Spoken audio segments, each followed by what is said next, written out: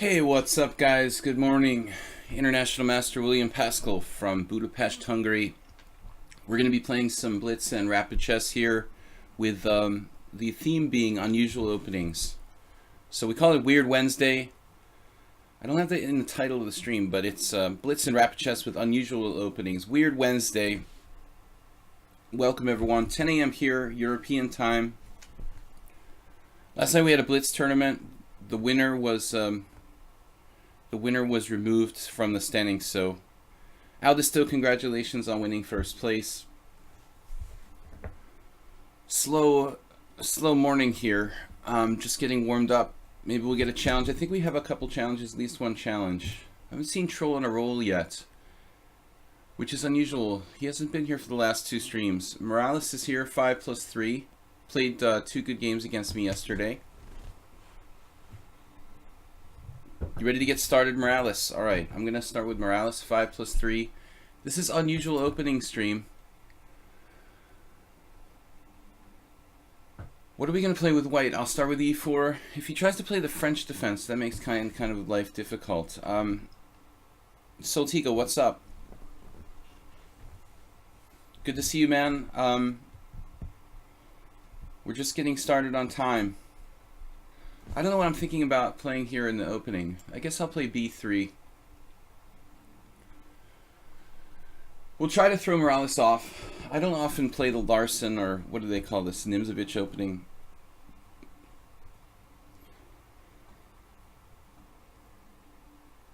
Just trying to wake up, guys. I've got the Spring Festival coming up here in Budapest. If anybody at the last minute wants to play in a chess tournament in a beautiful city here in the springtime, there's a really good open tournament in 3 sections.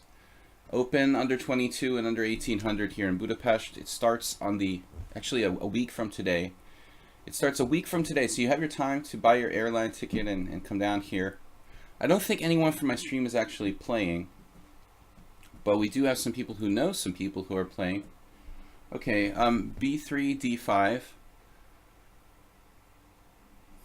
Against Burmakin once I played knight f3 and he played bishop g4. It's kind of a well-known line. I also played that way with black. I've played bishop g4 in tons of games you guys have watched on the stream here. But Morales is just gonna play, he's just gonna play like a straight up London system type of defense, which is pretty much like viable against everything. So I like bishop f5. It's tough, it's solid, it's correct, more or less.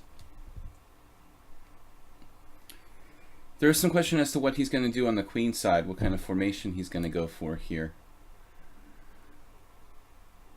I can play c4. That's kind of an interesting move. If I played c4, what would he do in response? c4, e6. I was actually intending to play a King's Indian type of double fianchetto, but queen b3 is not available. Yeah, it's not available when you play b3. It is true. It's a relevant point. Not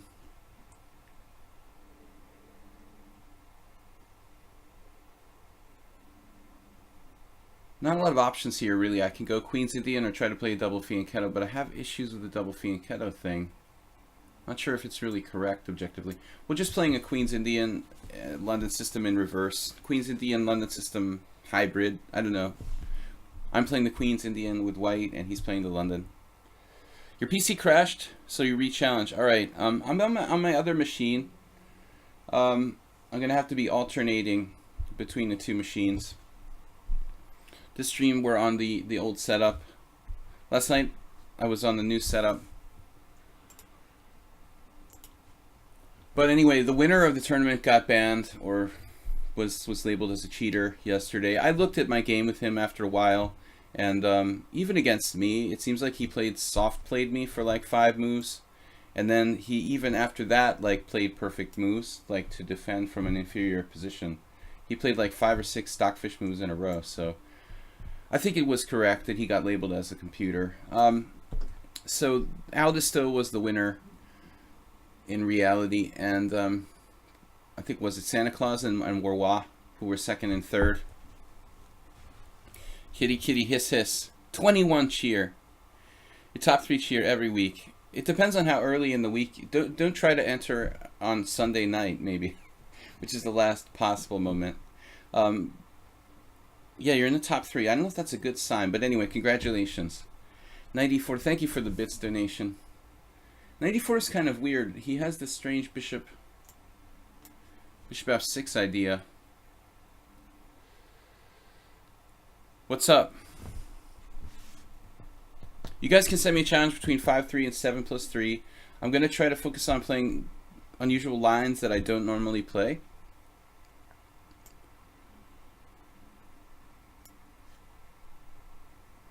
It's a bit strange, you know, with that knight on e4, what he's trying to do here. He can trade queens now. Huh. Alright, let's just try to think for a moment. My queen can't be protected by anything, so I'm not really that happy about... leaving myself in a pin here with something like knight e5, though I could consider it. I could consider playing knight e5, waiting for his knight to retreat, then playing d4.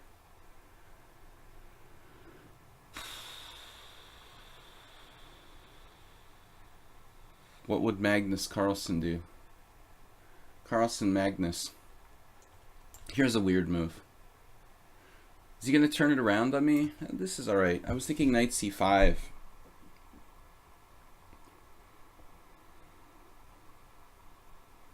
It's the weirdest move I've ever played. This is actually a really weird move. Now he can play knight c6. Alright, now he can play knight f... I'm not awake. He can play knight c6, I have to take on f6, and I sort of lose a tempo. However, on the positive side, his knight would go to c6, where it's sort of strangely placed. Okay, this was not well thought out. It's one of those moves, and I warn you against this, guys. If you're analyzing a game and you're thinking about, let's say, pretty long on a move, and you're considering the candidate moves, and then you see this other move that jumps out at you, be particularly careful. That's what happened to me here. The other move, the move that jumps out at you at the last minute and you play it quickly, it's a very typical kind of thing. You need to sit back and reevaluate. This was totally overlooking knight c6. He could even play knight d7. It was very, very strange for me to play that move. But anyway, I'm still fine here. I'm still fine. And I think his knight is maybe awkwardly placed there.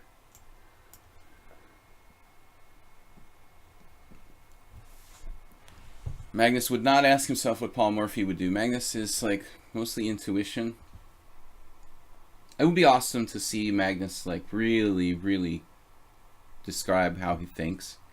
I mean, he's done a stream where he played Bullet, but that's not giving us very much insight. Seeing Magnus like, yeah, maybe I'll do this, isn't really like that, you know, opening our eyes to his thought process too much. Yeah, but I don't like this wasting tempo, what I did. Very bad. I was a bad hombre to play that move. That stupid queen e5 move, basically just blowing a tempo. Now his knight is well placed. Kitty just gifted a tier 1 sub to Ask Zookeeper. Fate will be decided in the beginning. What is... After 28 moves? What? What is that? What are you talking about? Who is the Zookeeper? c5 is a pretty good move.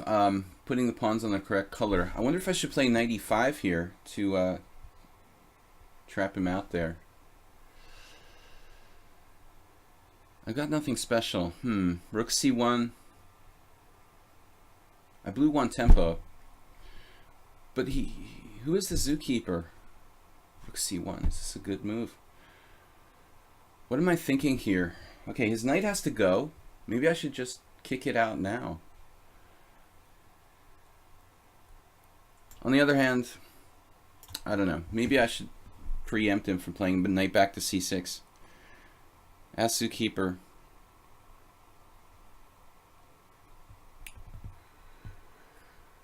Alright. I don't know. I just blew that tempo with queen e5. Lost all my hope for an advantage. But it's possible that he misplayed it. I don't know. This position has got to be fairly close. in terms of evaluation. That doesn't really help a human being, though, you know. You can talk about computer evaluations, but you have to understand why one side is better or the other. And I constantly say that the most important thing you can do is be able to evaluate positions. But you have to have ideas. Rook c8 is a good move. And Morales is really solid. I've got knight b5 here, though. Another impulsive move that I didn't really think out too much, but it's very forcing. He doesn't have a lot of options against a6.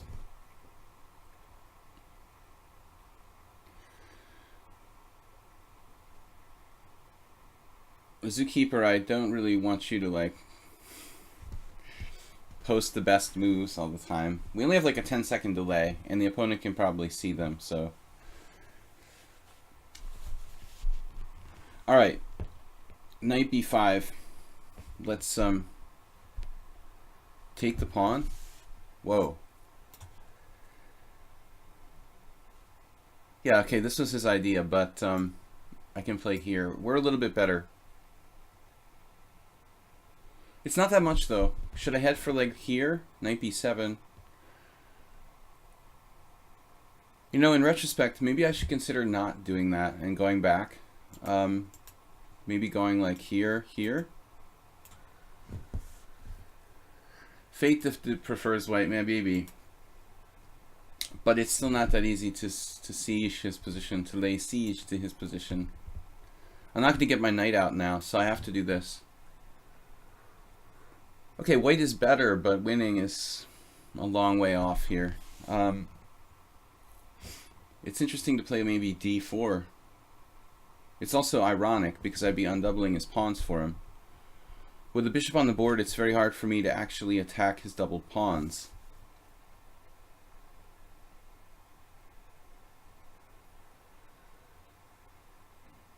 He has a chance to play d4 himself as well. This is an extremely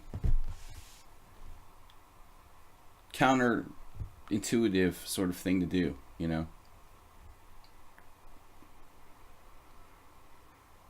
I was actually concerned he would play d4, and then his pawns are fixed on dark squares, my pawns are fixed on white squares with a white squared bishop.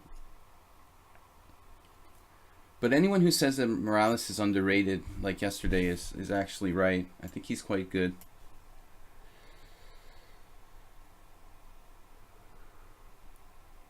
I don't know, you can have a personal bot. What? Personal bot. Alright. Rook takes d4. Alright, we've got the nice ending now. Good structure. We got the C file. Kick him out. He can't go to d6. I've got to watch my e3 pawn now. Corresponding weakness here. I thought it would be manageable.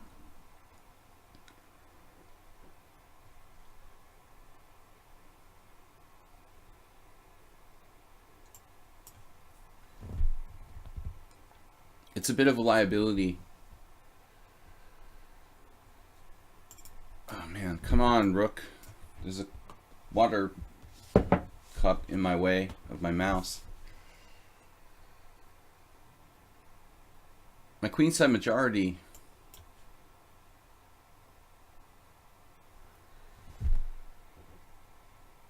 Whoa.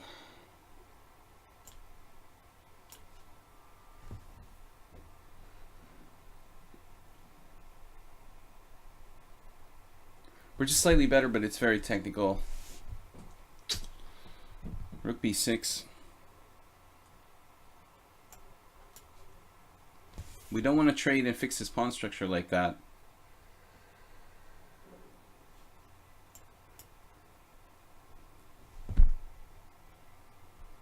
Hopefully we can win on time. I don't know. This is a good move.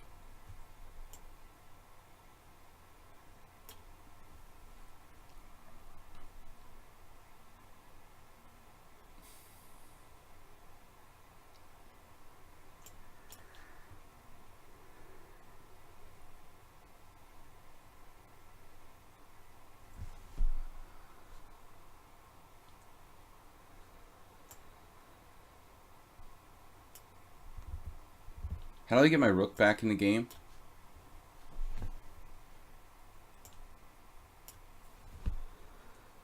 Now it's just a draw. I was about to lose on time.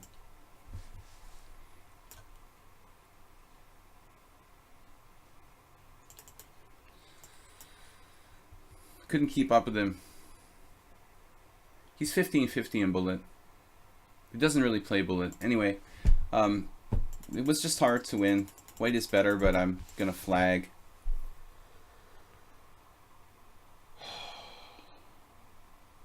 He defended this really well. Actually, he could have gotten counterplay against the c3 pawn too.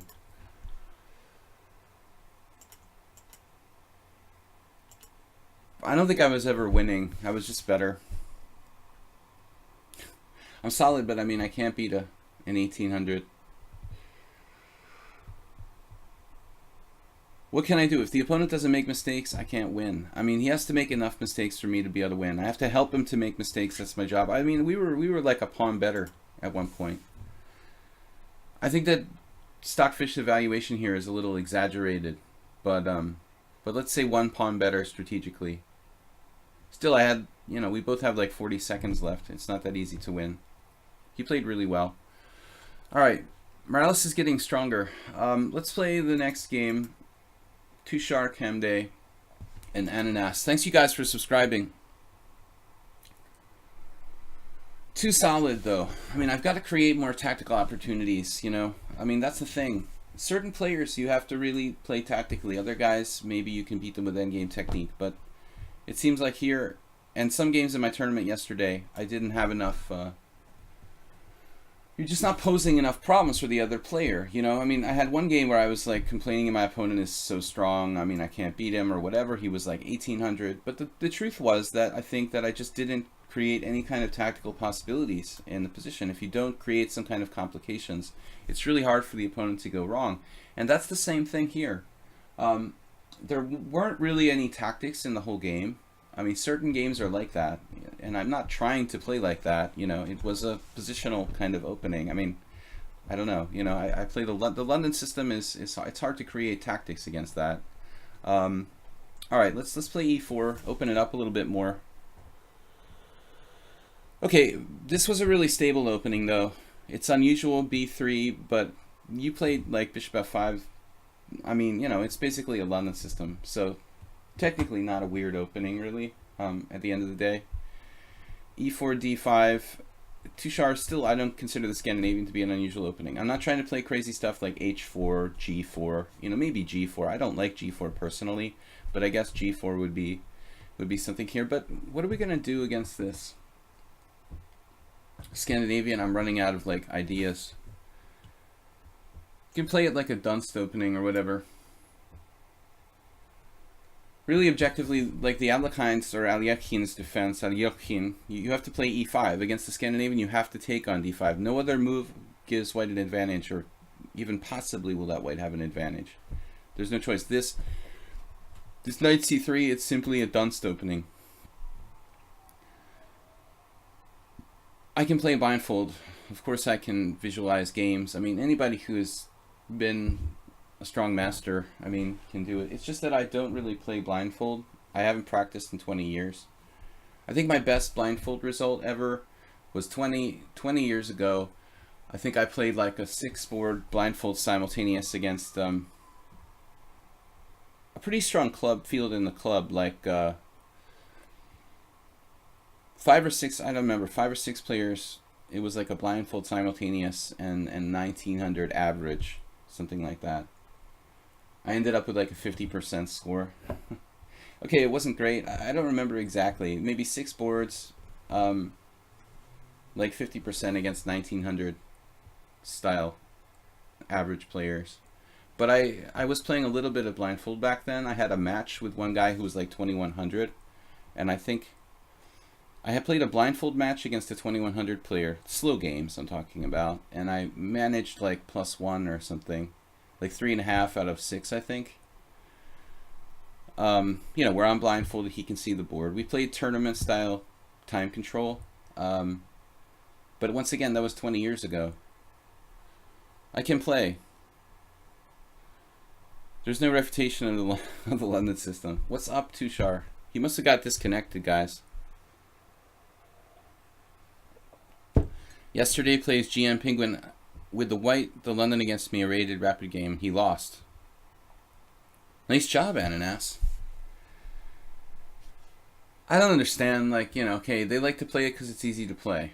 But to only play the London regularly every single game, that's sort of limiting. Alright. So knight c3, c6, he's trying to transpose to the Caro-Kann now. This is not an unusual opening.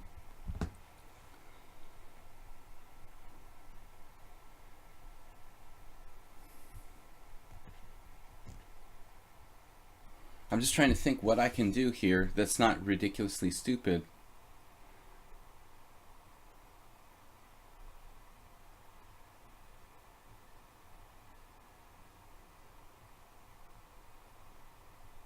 I don't like ED. Some people play that. I encounter that sometimes with black. There's just simply not that many options. If we play knight f3, we transpose to a kind of normal line. Alright, let's try this. This is weird. I guess it's playable.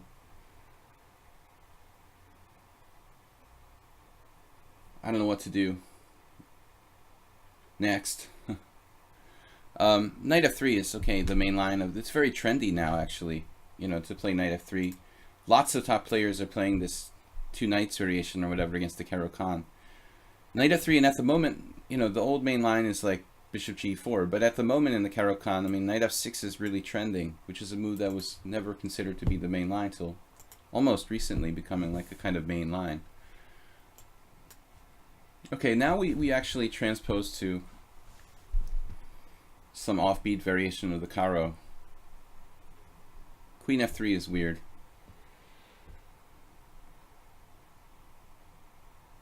Okay, I don't know what to do here. If I take on f6, I don't see that it's better than the usual kind of lines. I guess we'll play Asa Hoffman style. Asa plays the, you know, he always played the Dunst opening. He's a FIDE master from New York City. He wrote a book called like Chess Gladiator, a collection of his games. I remember he used to play against me blitz, constantly the Dunst opening every game. So we got him to play e6 and kill his bishop on c8, which is a minor achievement.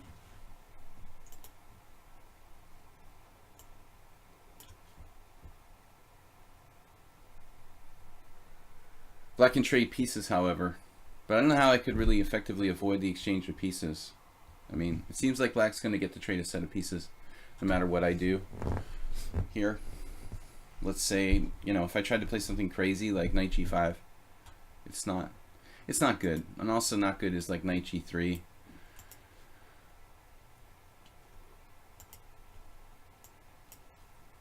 This looks like a normal position, except black's bishop is a little bit dead on c8. Yeah, knight takes e4, queen takes f7, checkmate. That's awesome. That's up your alley, Sotigo, our moderator. He loves sneaky, like, one-move tricks and stuff like that. I'm always looking for piece sacrifices, but very rarely finding them.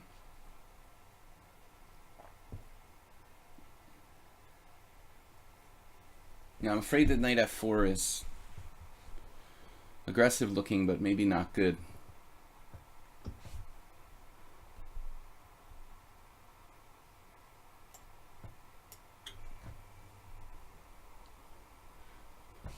What would our hero, Serbian Santa Claus, do?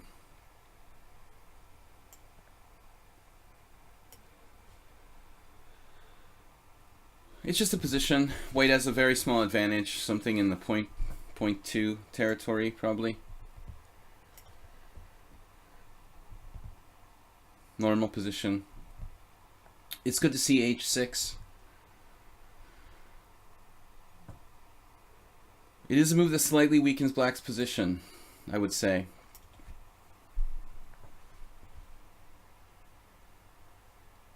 You know, I was considering playing like bishop f4 at one point.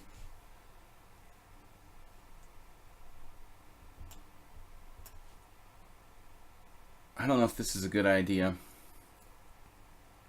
to play like rook a e1, boxing my other rook on f1. I just thought that maybe in the future somewhere, this is kind of a fantasy, but maybe in the future somewhere my f-pawn would roll forward and my rook would get into the game, but I think that's kind of a little too fantastic. And it might end up hurting my rook on f1. Plus we have other problems here. Knight d5. Not the move I expected. I mean, I would think that black would wanna focus like on developing here.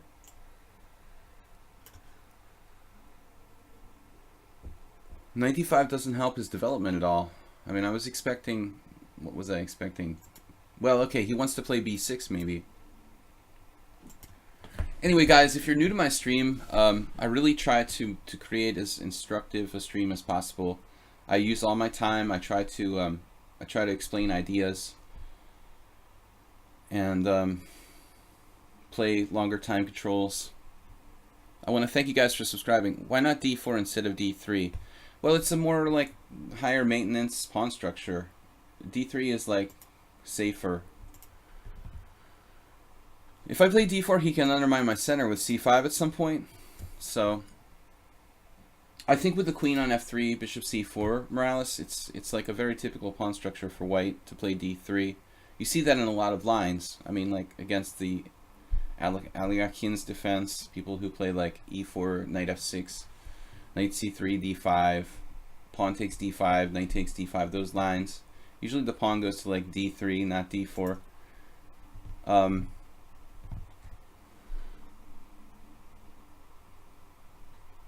There's a question about a rook on f1.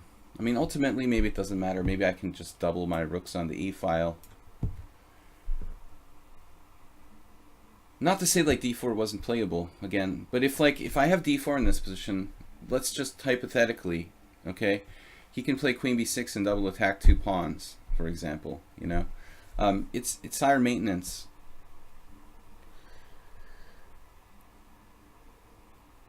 It's just a safer structure. Yeah, this is reasonable.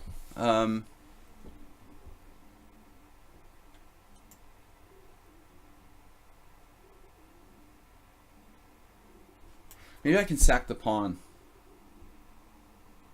Kind of an adventurous idea. Knight h5, bishop takes h2 check, king h1. Adventurous and strong.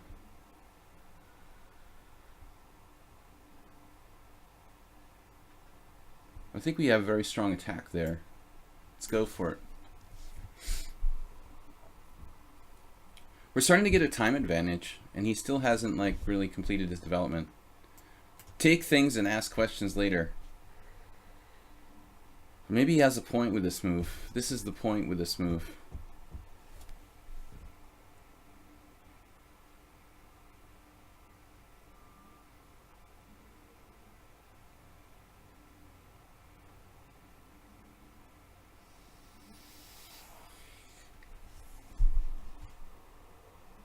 The amazing point of the move.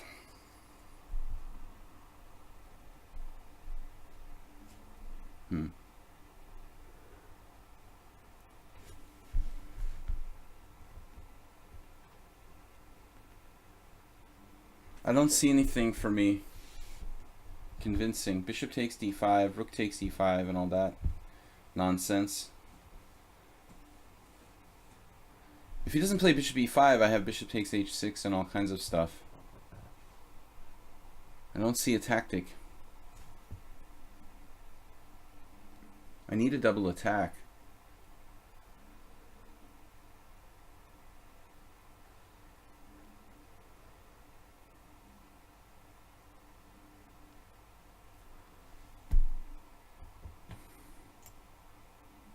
Takes the e pawn, huh?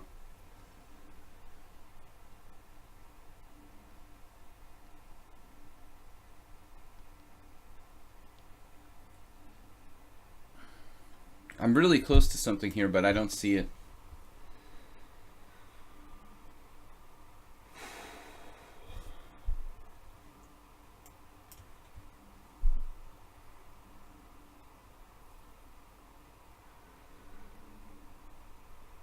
We have some compensation.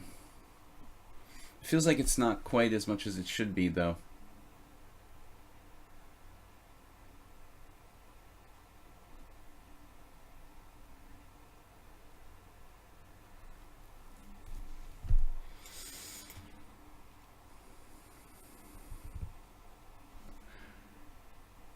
I don't know if I let him get away with something here. I mean, I was going to take his bishop and just think, okay, I've got compensation, but maybe that's not enough. Let's get the rest of the pieces in the board. In the board.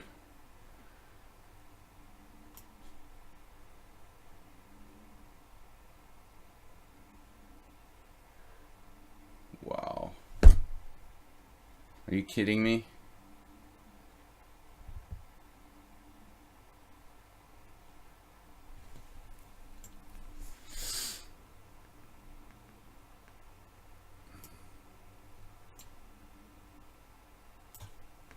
I don't know what else to do. My knight is like trapped.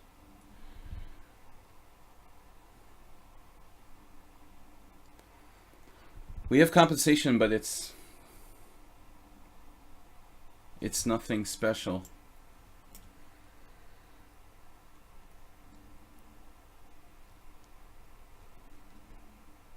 But I guess that's what you have to do to try to win games.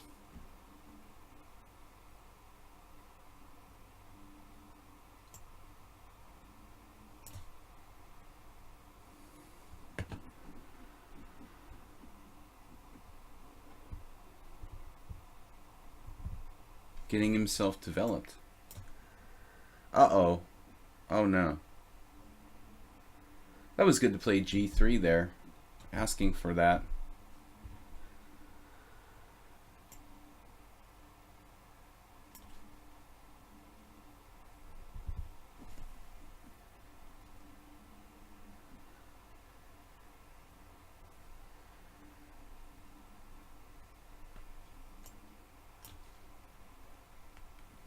I'm just down a pawn now with a little bit of compensation for it. I set myself up for these tricks.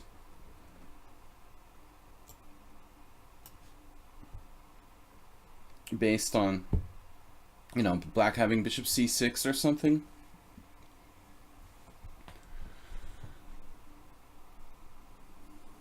Wow, that's kind of a weird move. To play a3.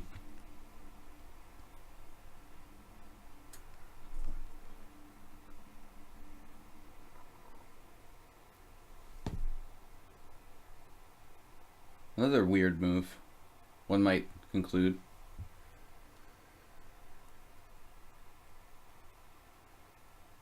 Why not? I don't know what to do.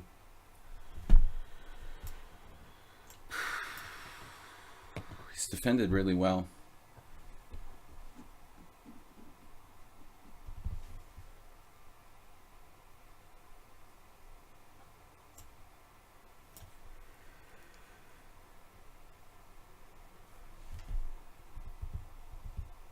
I guess we should just try to play for a draw.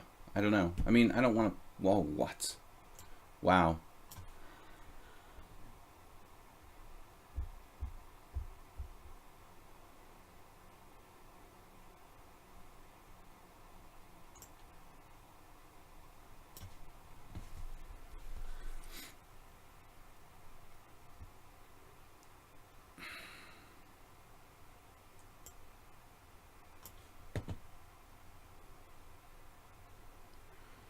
He's like going crazy trying to beat me.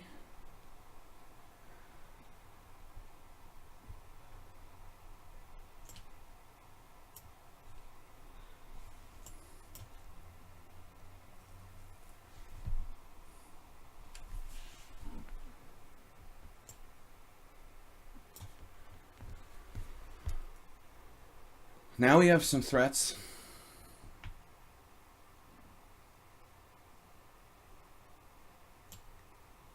What am I thinking?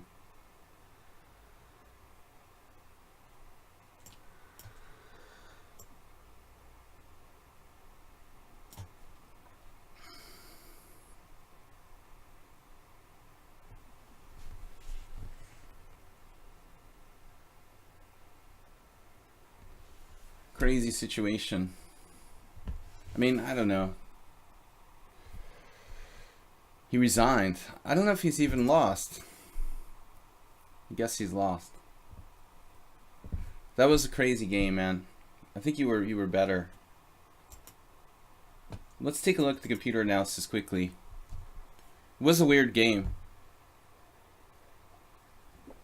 But in all fairness to Tusharkheim, that I think he knew and I knew that, and you know, that he was pushing the envelope, trying to win. So it's not like he was crushed. I mean, he probably could have just held the position, but instead he started to try to win with c5.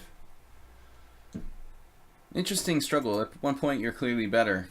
This is like where I figured, okay, I'm up a pawn here with no compensation. I mean, down a pawn, obviously, with no compensation. Okay, guys, thanks for subscribing. The queen was kind of trapped, yeah. It's going to h8 or something, where it's like in the pin with the bishop on e5. Yeah, the end was kind of ugly, but anyways, interesting struggle. Ananas is up next, guys. We're trying to play unusual systems. With white, let's try a London system. Bird's opening. He plays e6.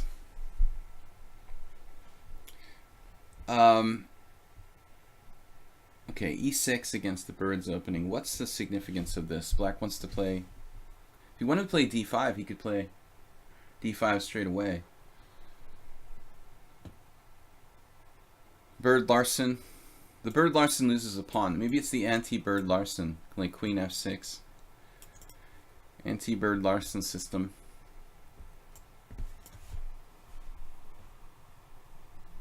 Guys, thanks for watching and subscribing.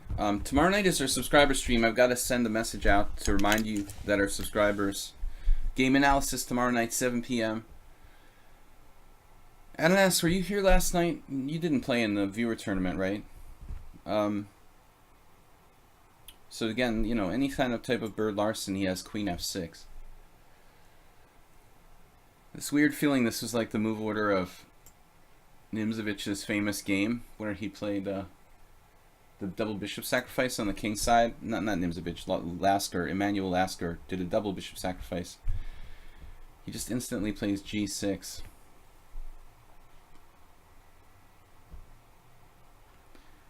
It seems strange, like I'm putting too much thought into it, but like e6 and g6. You know what it looks like to me? It looks like Ananas is, every single move he's made is based on like not letting me fianchetto my queen side. Now queen f6 is no longer an idea, so he reverts to g6. But then again, like, you have to ask yourself the question, do ancient aliens know? I mean, do g6, why not just do g6 like, well, you can't do it on the first move, okay. I guess he has to be faithful to his repertoire. I'm just trying to understand what his intentions are here. Well, I don't like playing the stone wall, so I'm gonna have to play classical or Leningrad type of setup.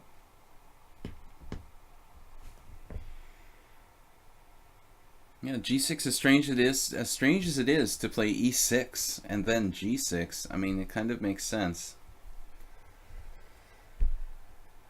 And Ananas is a player who loves to play fianchetto openings with white. Why not just play f4 d5 on the first move though, I wonder. Then I have b3. Can I answer my own questions? It's always easier when you can just answer your own questions. Did ancient aliens teach early man chess? This is a question for the FIDE. Or former or current FIDE president. You play the Dutch reverse. You play with white. You don't play that. You play like f4 with white sometimes, Ananas? Is that what you're saying? Reverse Dutch. AKA birds opening.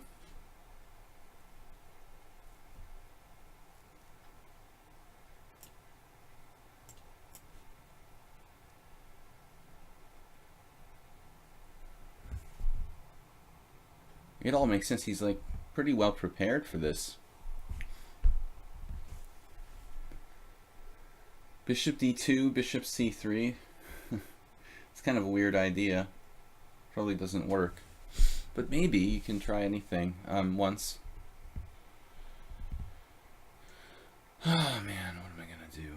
Weird stuff. Just gonna double fianchetto against me. Okay, I'm taking my time. I'm kind of out of my element here. Not typically playing the Dutch or whatever this is.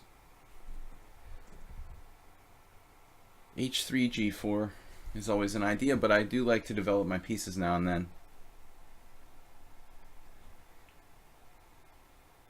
He's used 9 seconds for the whole game.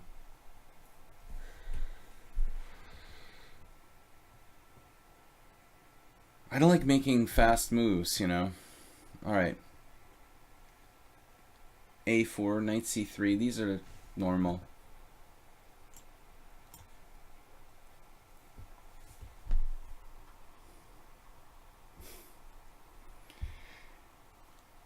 I don't know.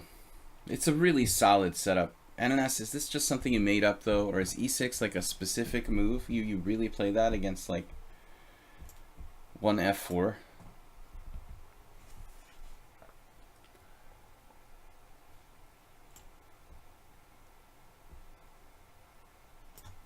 It just looks like a King's Indian attack, sort of closed Sicilian.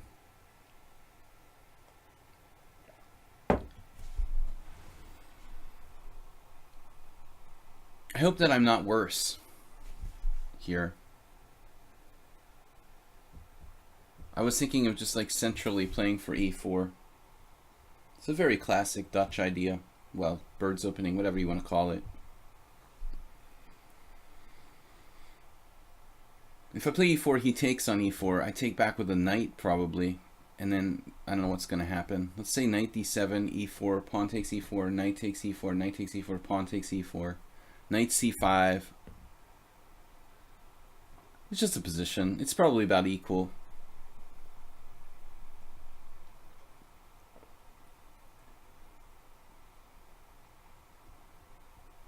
His position is geared to not, you know, putting the knight on c6, but putting it on d7 probably. With white, I play the same setup against the Dutch. Ah. So you're playing d4, black plays f5. Well, you've got that extra move, so it can't be quite the same setup. You know, sometimes having the extra move even feels like a disadvantage.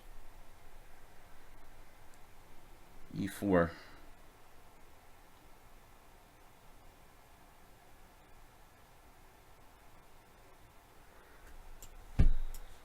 We've come this far, but we fell for a trap.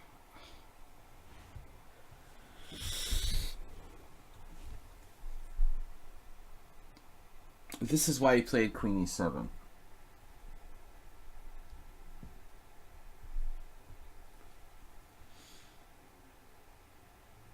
He's trying to wait a move and then do this cheapo.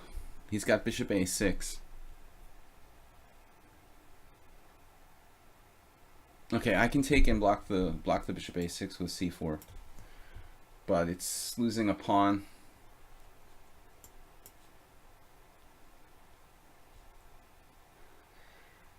I don't see a choice. I'm losing at least the pawn here. I'm lucky I don't lose more.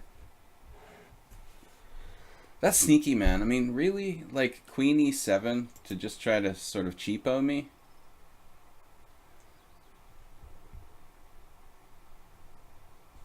This is something like you actually studied? It seems so obscure.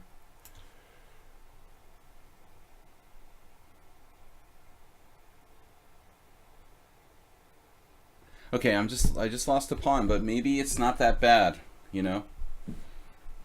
Maybe it's not that bad. Maybe I should not trade queens.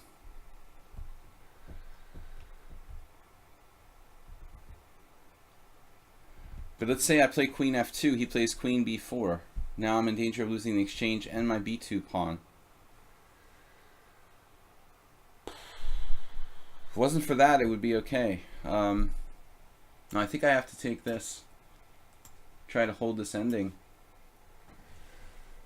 Clear pawn down, but black has some weaknesses in the position. Oh, I missed this. Well, Ananas is really, really alert tactically today. What do? You wake up at like 5 in the morning? Too early, I think. Missed this too.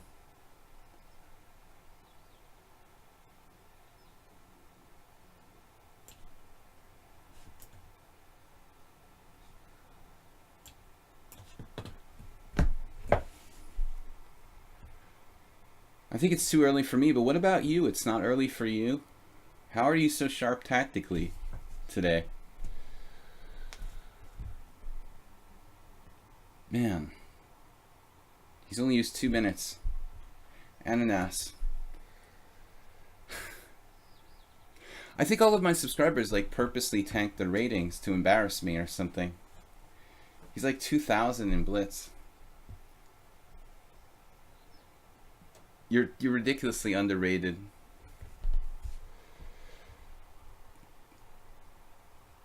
"45 minutes ago." You're pretty sharp for someone who just woke up 45 minutes ago. I had a whole coffee and I'm still missing tactic after tactic. I missed bishop a6, although I saw the idea. Then I missed bishop takes b2 as well. It's like, it's horrible.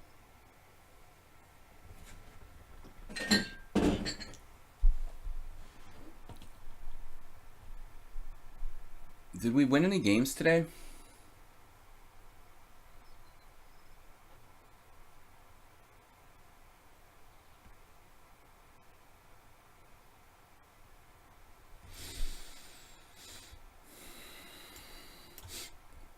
Not too much hope here. This is just fantasy. I can pretty much resign. Just down the exchange for nothing with no counterplay. This is a perfect move. Alright. I don't see any point in continuing this. This was horrible. Horrible blunder. But queen e7, really?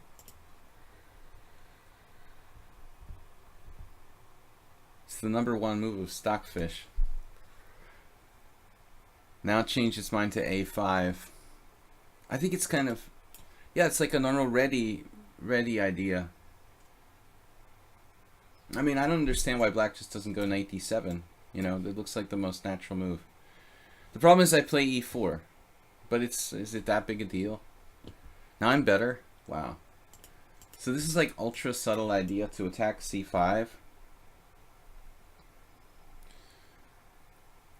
And then I don't have a useful move. That's the thing. I never played the birds opening, so I wasn't really attuned to this, but now I understand the point. Suddenly, if I don't have e4, I don't have a useful move. It's very cool. Yeah, weird. e6.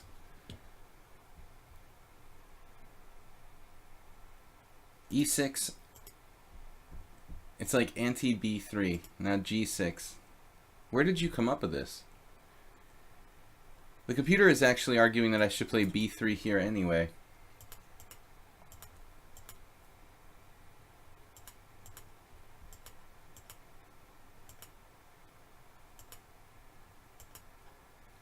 That's funny. Queen e7.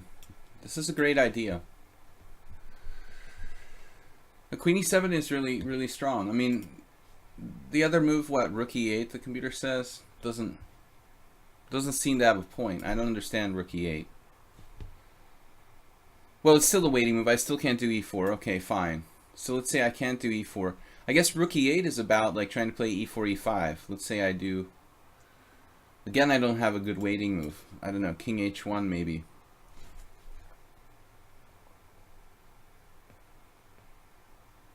Maybe that's what I should play on queen e7 actually. You know, just play king h1.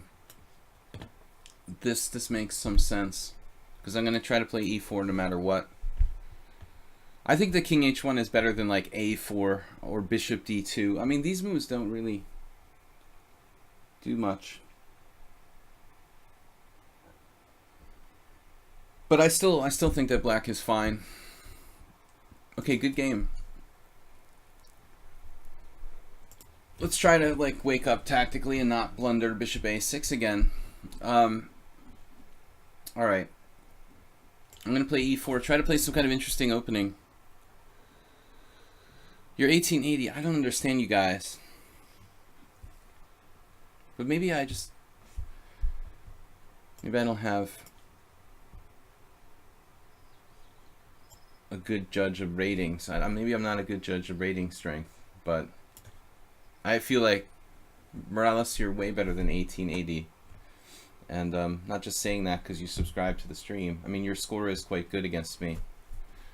Your score against me is more like 2100 should perform. Alright, let's try something. What am I doing? I'm playing like a mainline. No, we've got to play something interesting. I've done this on occasion. I played this once before. I've got to play an unusual opening. That's the theme. So, bishop e2, it could transpose to... we can transpose to a classical Pierce, but the idea, no, not to play g4, to play h4. We have seen people try to play g4, but I think that black can effectively meet that with c5. I've played that way with black. h4 is a little bit different. The time pressure kills you. Yeah, there's a lot of players like that. They play really fast, and then when they're in time pressure themselves, they sort of melt down. Everyone thinks that I'm like a time pressure addict, but the funny thing is that I never was. Really until I returned to chess recently, after a long break. I don't think I was traditionally a player who got into time pressure that often.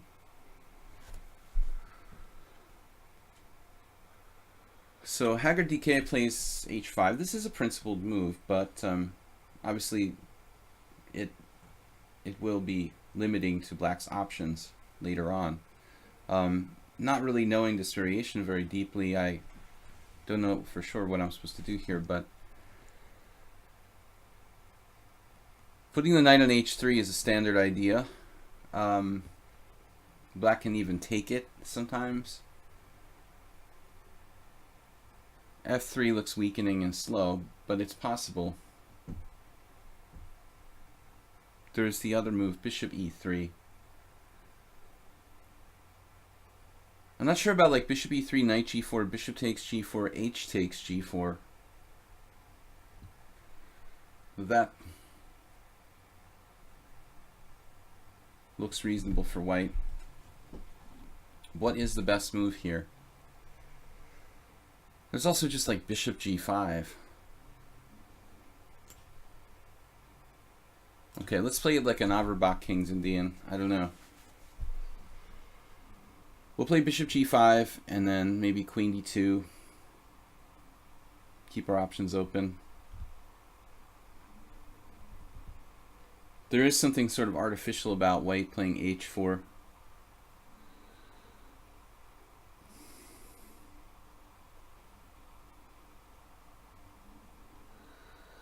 You had to win.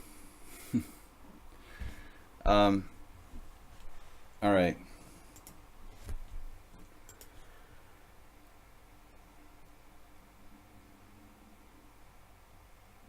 I really don't know any more than the first 5 moves of this concept of playing this. Like bishop e2. Okay, we induce a weakness in the black king side, and we have more flexibility about castling than black does. I mean, having more space, you have more options. Black, when was the last time you saw black castle queenside in the Pierce defense? I mean, you can't really do that normally. Black sometimes leaves the king in the center. But,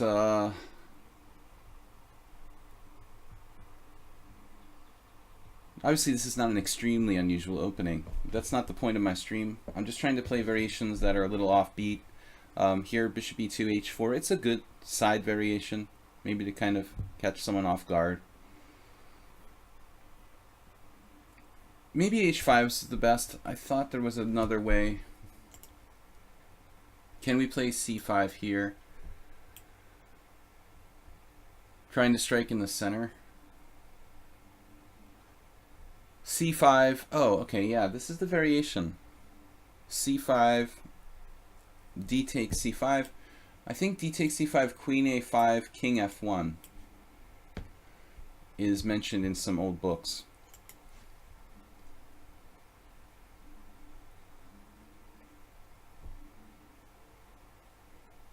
With the king on f1, it's relatively safe there, I guess. But black should be okay too.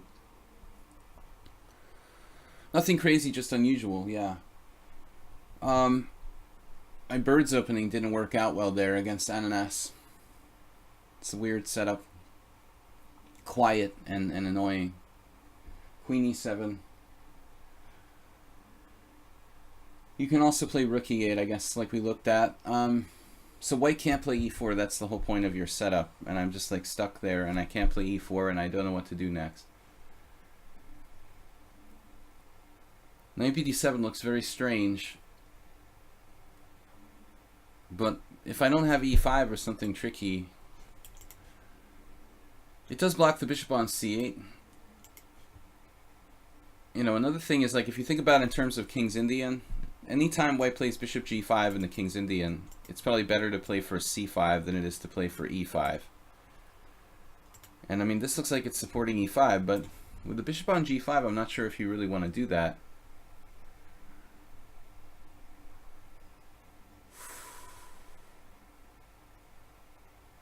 I'm obviously thinking too long, as usual.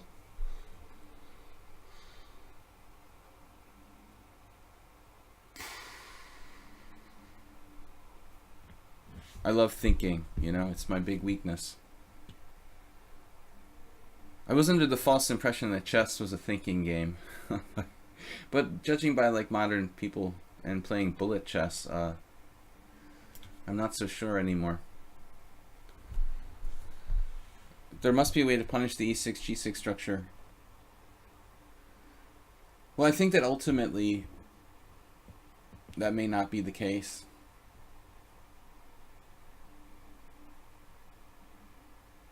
I mean, this whole type of formation is very typical. Maybe Ananas plays that way with white as well. I mean, it's interesting to ask, what does he play against the normal Dutch? You know, I don't think I've ever tried the Dutch, which is interesting. I don't know if I will. Okay, now c5. We transpose to a weird sort of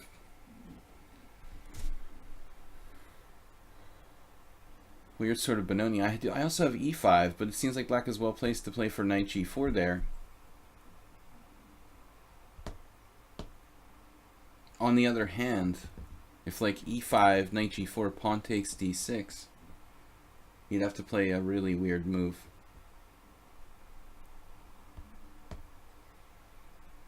I mean, I'm better developed here, so e5 makes some sense in that respect.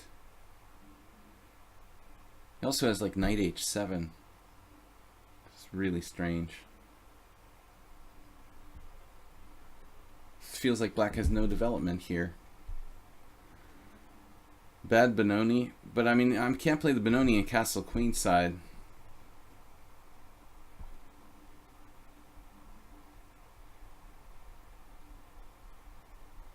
I just don't know what to do. If d5, even b5 might be possible. d5, b5. It's a disaster. Queen d2.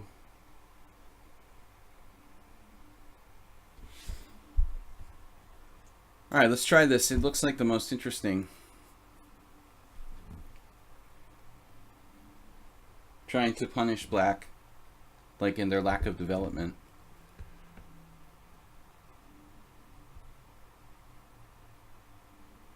I can certainly sacrifice a pawn with e6 in some lines just to kind of break his pawn structure and weaken g6. This feels like he could also take on d4. But maybe not. I take on f6, he takes back with the pawn, I play queen takes d4, pinning his bishop to the, or his pawn on f6 to the bishop on g7. Yeah, so that's no tricks with c takes d, pawn takes f6, pawn takes f6, queen takes d4.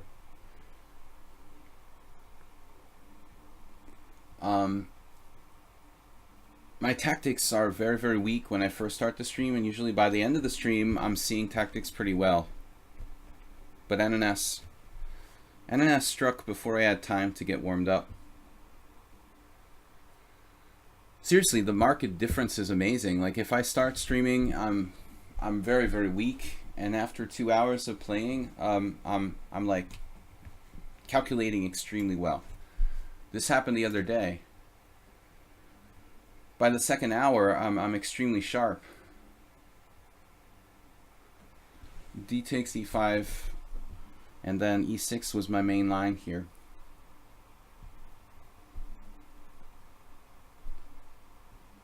Not like we have a lot of choices. I mean, he's simply threatening to lift the pawn on E5, and I'm going to be down a pawn.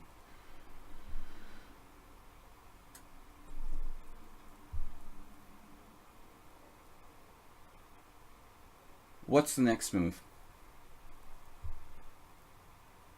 after this pawn sacrifice? Do we have any other options? Yeah, there's knight d5, right?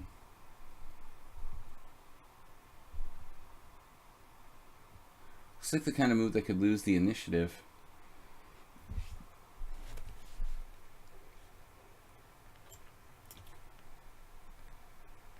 Now, unfortunately, he has ways to defend g6. So this is merely a positional pawn sacrifice. I'm not going to be able to get it back directly.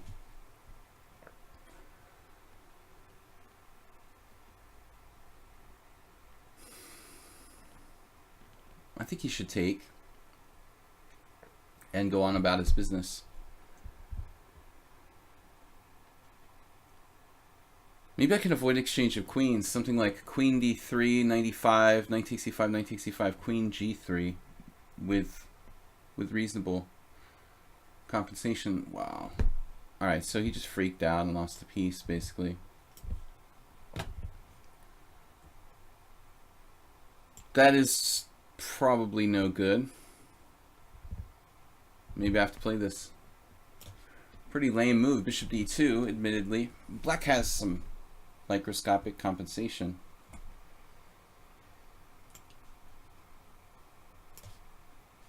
But this is not a good idea. I mean, he needs more than a pawn for the piece. No, it would have been really interesting. Like, if you just take on e6, it's a really close game. I don't know. He just freaked out. No, it's a pity because it would have been an interesting game. All right, time pressure takes another guy out.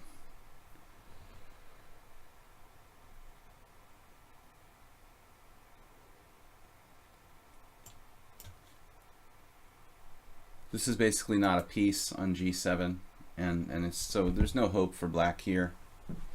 But I want to see when I play d6 what's going on there objectively, because it looks really close. Queen c8, he's stopping g4. He's right to be afraid of g4.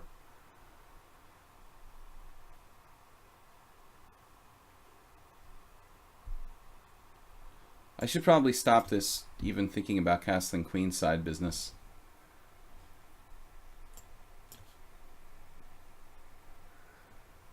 Focus on this weak point here. Yep. And there's no way. Knight g5 will come next.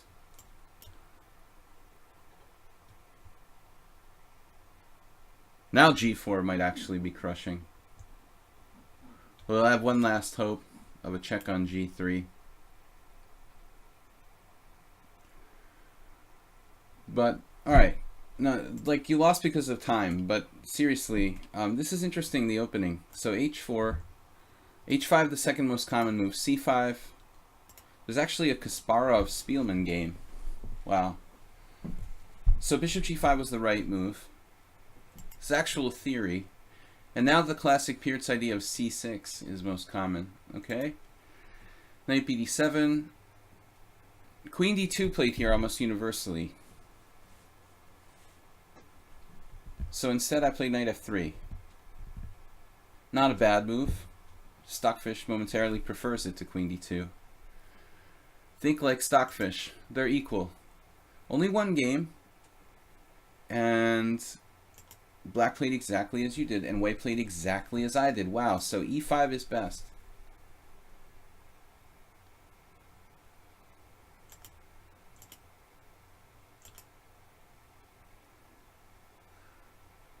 So this is the critical position, and it looks like I actually used my time wisely. e6 apparently best. I looked at knight d5, I wasn't convinced by it, but e6. But here you have to take. And I was going to play this, the exact move the engine is suggesting, queen d3.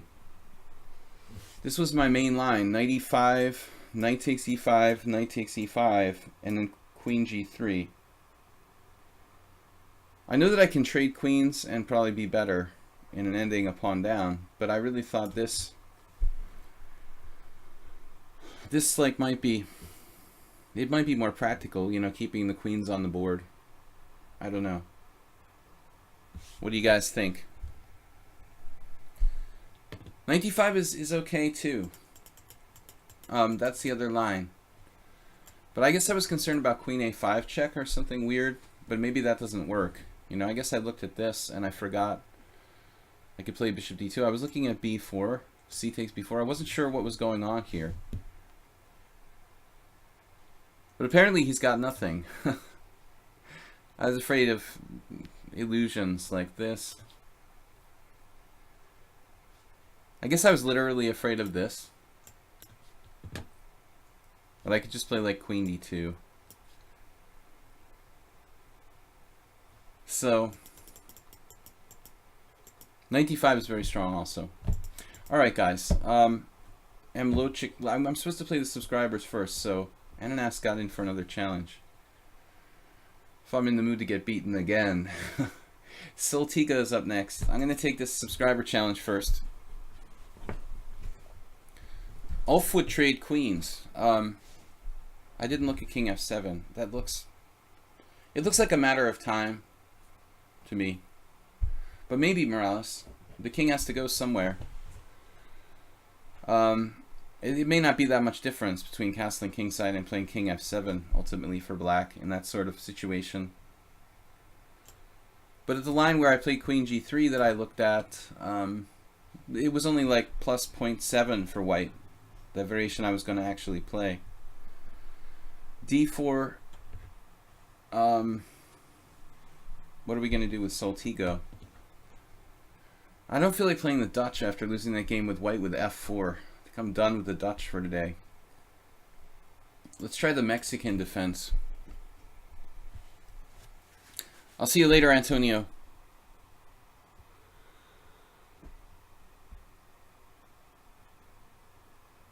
Actually, Soltigo likes to play e4, knight c6 with black. I was thinking the other day we need to try the Dutch more, but I don't feel like it after that game with Ananas. Do you know your game against Lapshin with b4 in his book? Huh. Yeah, that sucked, dude. You know, I was like winning that tournament. It was at the Marshall Chess Club, and it was a New York Masters, and I was like 3-0. I had just beaten Wojtkiewicz, and that was pretty anticlimactic, you know, to beat Wojtkiewicz and then lose to Lapshin. I wasn't too happy. Maybe I had 2.5 out of 3. I don't remember. Maybe I had 2.5 out of 3, not 3 out of 3. But I was pretty disappointed because I had played two players who were stronger than Lapshin, and then lose to Lapshin with that ridiculous queen c1. He's a good fast player though. He's really good at rapid chess.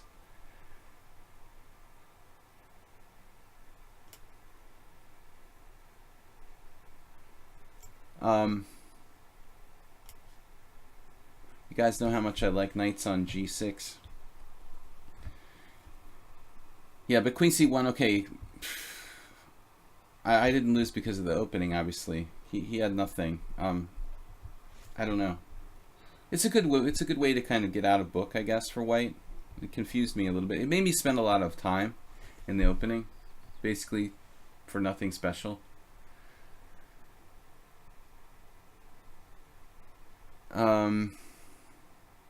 No, here I kind of like c6. It feels like his queen side is weak. Maybe I'll have like queen b6 or something like that. The move may be too slow though. Whoa, c4. I was concerned about h4, honestly. h4, h5, Soltigo. That seems like your best bet. Can I try queen b6?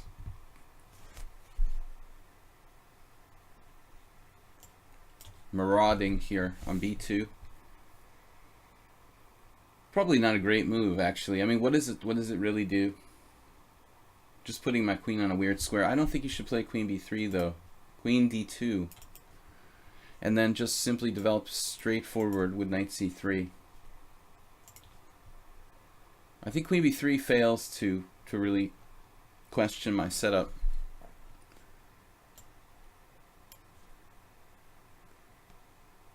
Queen b3 is too, what's the right adjective? Too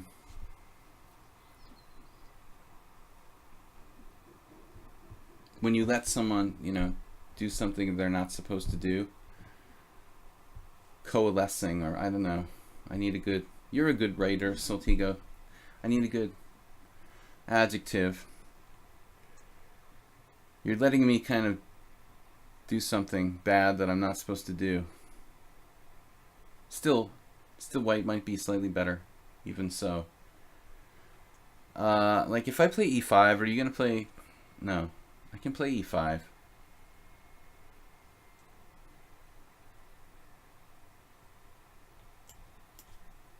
I don't have too much time. The Grob.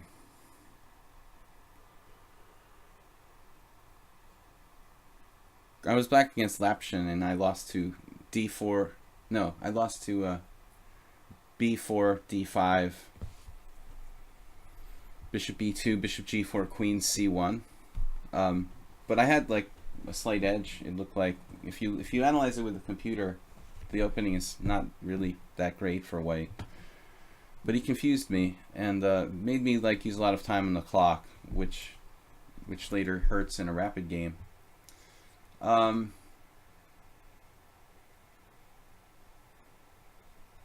Here.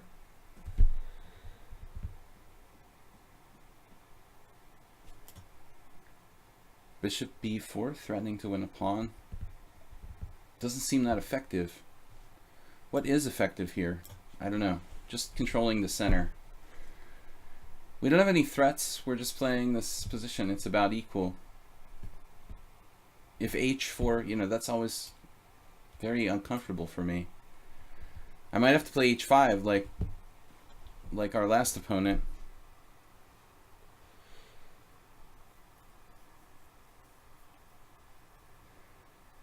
I guess the Grob's not that bad. I mean, I think that it's worse. Soltigo hanging a piece. I think it's worse than he's about as awake as I am. Actually, poor Soltigo is playing very late in the night, you know, so it's he's at somewhat of a disadvantage. He dropped a piece here. Our moderator,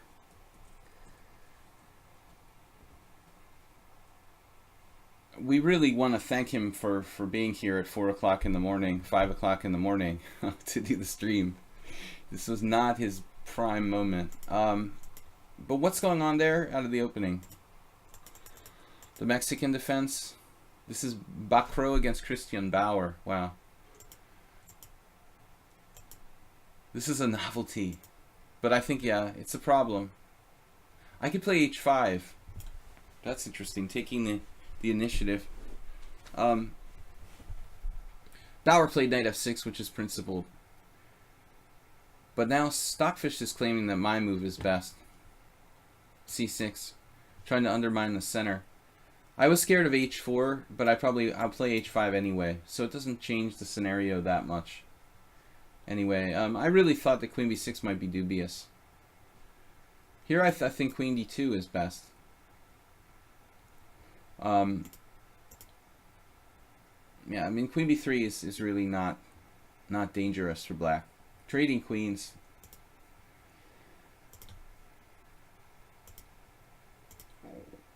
E4 even is sort of risky. And then you dropped a piece here, but it's okay. It's equal, I think, objectively. The position is about equal. But E4 is kind of high maintenance. You put a lot of pawns on white squares. You might be safer not playing that. So, yeah, there's even this boring variation, like D takes E6. Or something like that. You can play, like, pretty simple position here with a slight advantage. Alright, next player, Ananas, already played. So we're basically out of subscribers. The Grob, I don't like the Grob, you know. I think it's not as good as B4. B4 I think is better. That's my personal opinion, you know. The Grob weakens the king side more. I mean, I think that B4 is a little safer than G4. Alright. Amlochik. We've got casual, casual, casual. Yeah, you will catch people off guard though if you play a crazy opening like the Grob. I mean, there's a good chance you can win against a higher rated player. They won't have seriously prepared for the Grob. I've only played. I'm pronouncing his name wrong, I think. All right.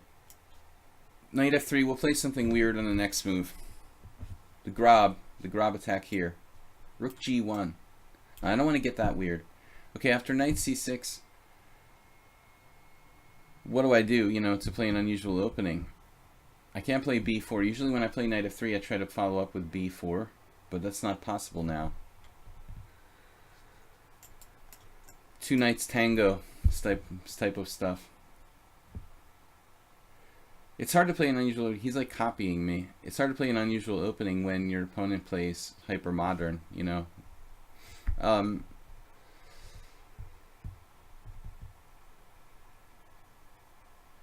This is not.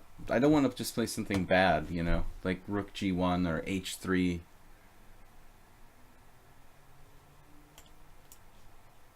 Kind of another kind of dunce opening. Considering you have no experience or guidance.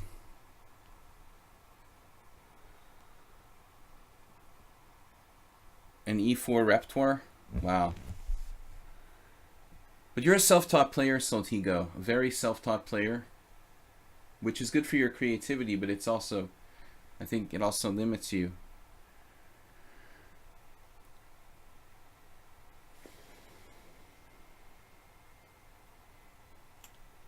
Stopping bishop b4. Okay, it's a weird opening. I don't know what to call it.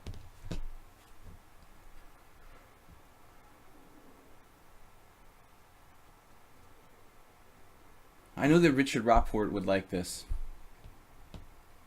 Rapport Ricard. Playing in the style of Rapport Ricard. Bishop g5 outside the pawn chain makes sense. Eric Prier.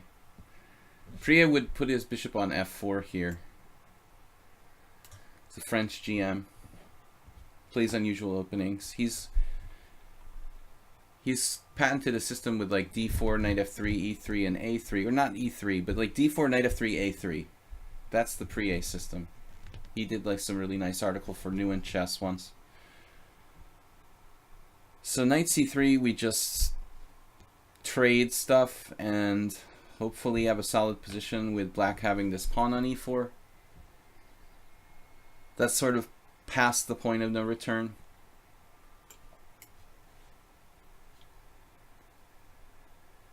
A weird sort of French defense in reverse, maybe. But it's still not that bad for black. He might be able to play for e5.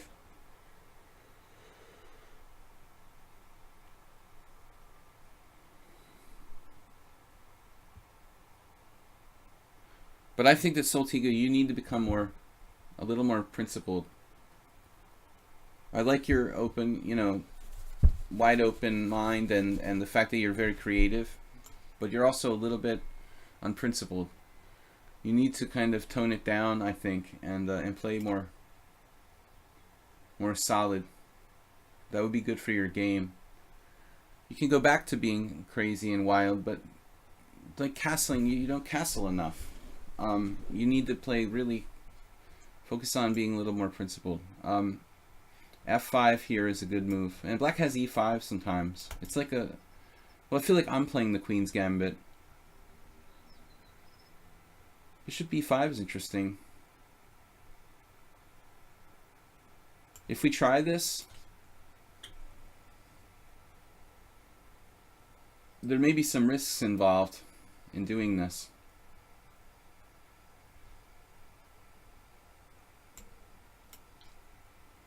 I give up my bishop for a good square for my knight on E5. I'm not sure if it's really worth all that time that I've spent on it, though. But like Soltigo here, I have the option to castle either way.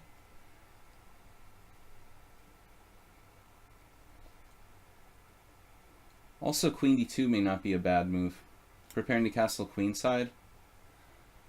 Or even just trade queens with like Queen B4. I don't like B5. You're fixing your pawns on the wrong color with that move. Until that move, I like the way that black had played this. But B5 starts to look kind of positionally questionable.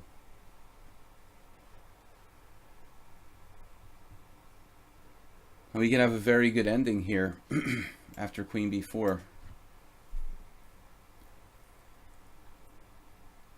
You know, he had possibilities earlier of maybe like trying to go Queen G5 and force me to weaken my king side. I lost a game today with F4. There's also a draw or two. I don't remember. We drew with Morales in the first game. Soroche, what's up?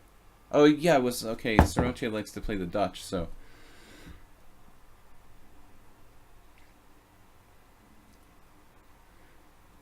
He's definitely going to be interested in that. Now, okay, I feel like trading queens here. I am going to shave, guys, so just a warning. You're going to notice a change in appearance in the next couple days. I can't go on with the beard much longer. It's starting to drive me nuts. A4. Wow, A4. He's got B4 in response to that.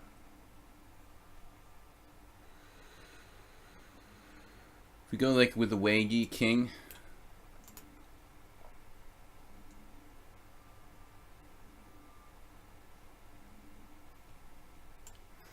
I'm a little concerned about F4, to be honest. If G5 H4. G5 H4 looks pretty good, actually. Now he hung the exchange. I was just thinking about this, you know, like in terms of G5, H4, H6, Knight G6.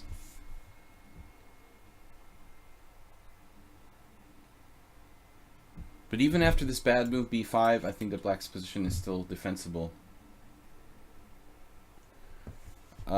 You know when your beard is looking too long and you think more about your beard than your chess? Yeah, I'm like constantly caressing the beard. It's just very distracting. Okay, still hard to break through, but now we can probably get pretty aggressive with our king. My general rule of thumb with heavy pieces is like if you're playing an ending and there's more than one heavy piece, you have to be conservative with your king. If you're playing an ending and there's only one heavy piece for each side, queen or rook, then you can get hyper aggressive with the king.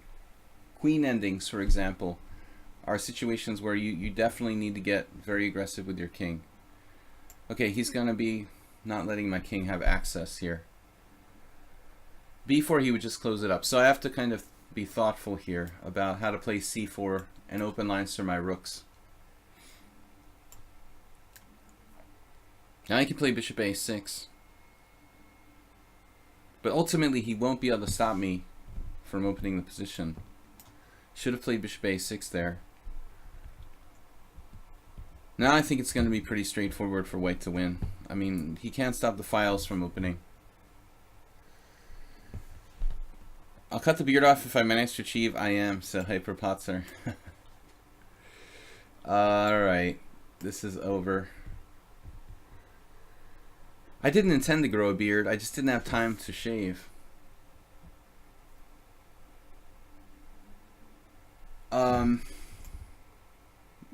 The pawn's not going anywhere.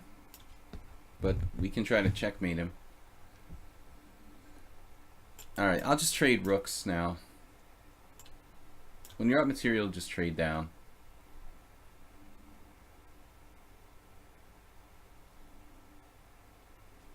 Yeah. I don't know, there's a lot of ways to win, but probably winning material is the best and simplest. The only way I could possibly lose if his king like walked in here and took all my pawns, but I don't think that's going to be happening too fast. Or I could hang a rook, obviously.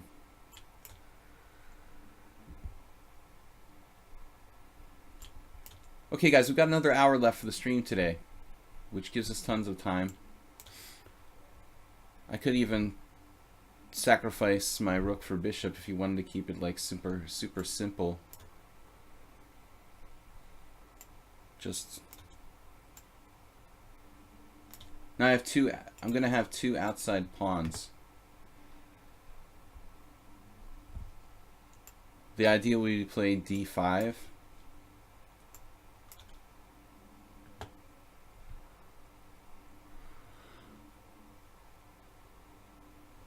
a6.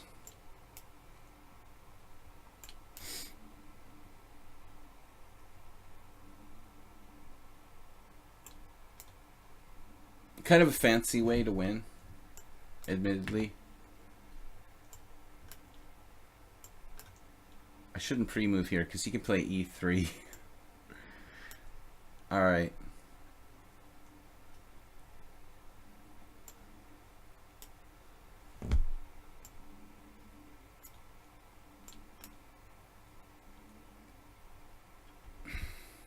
No comment. No more comments for this game. Now he resigned. Why now? Alright, analysis board. No, but I think the opening is fine for black. No games in this position. What a surprise. White is a little bit better. F5 is best. I'm not sure about this plan, you know. For me, I'm wasting a lot of time. Bishop e5, bishop takes c6, knight c4. It's a lot of moves just to get a knight to e5. And I wanted to stop f4.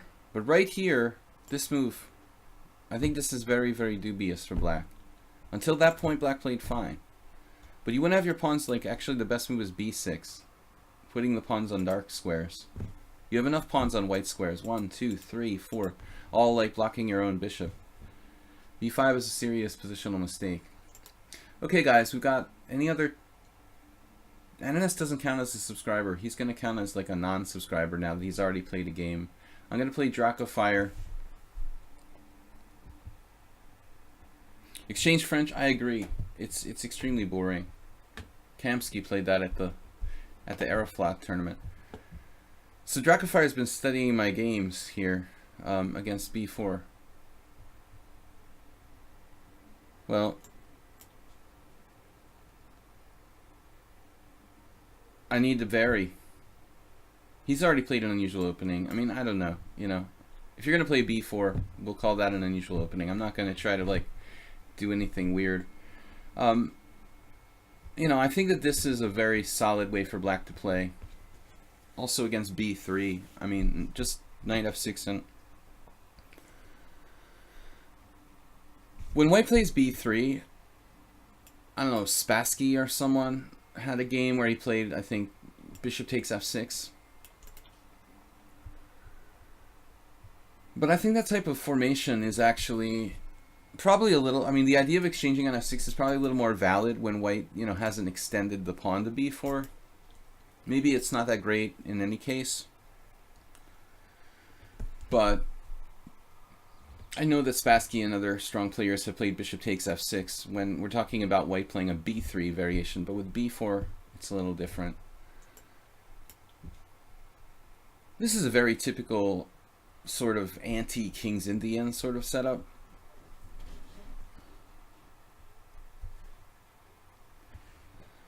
Guys, thank you so much for subscribing. Tomorrow night we have our subscriber stream, Thursday night, 7 p.m. European time.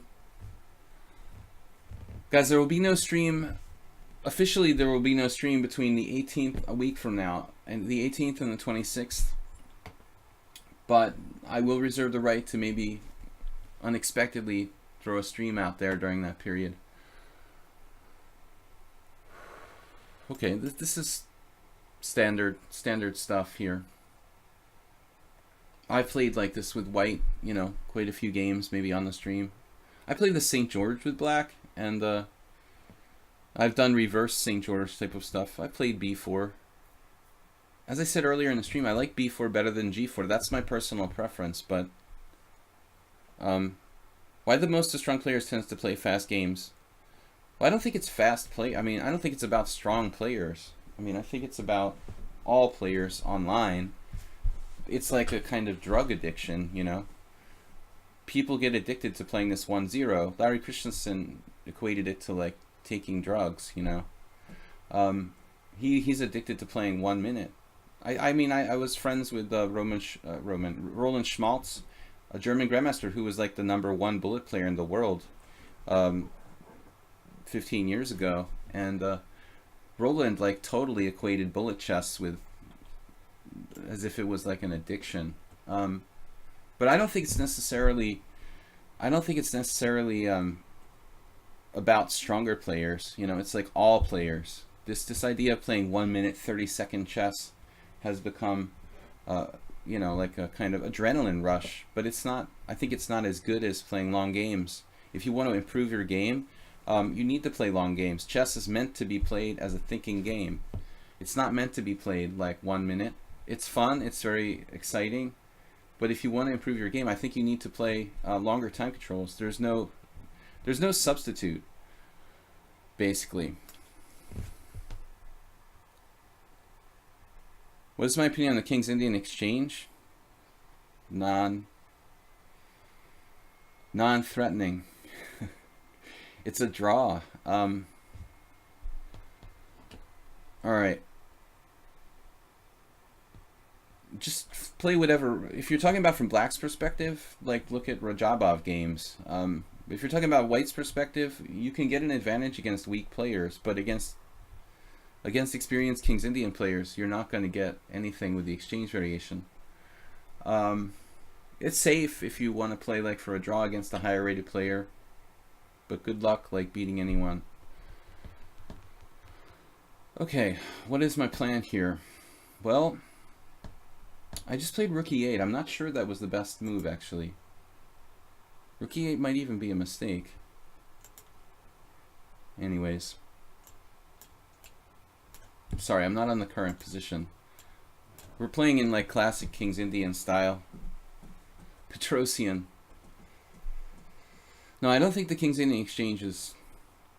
A number of players played it against me. Jay Bonin, Georgy Urlav, and Igor Ivanov. All games were drawn. It's just not an opening to get an advantage with. If you're like facing a higher rated player, it's a good way to draw with white. Ironically, all the people that played it against me were like higher rated players. I guess they didn't want to play that day or something. It's kind of funny. Well, Jay was about equal, and Igor and Orlov were higher rated when they played it against me. I don't know. I'm just playing like standard stuff. This seems a little weird to take my knight off of the center. The where opening. A4. Oh, Roland is now the GM in residence in Baden-Baden. He's you know, but he openly admitted, you know, that it's just like absolutely addiction. And I think he battled with it, like not being good for his normal game.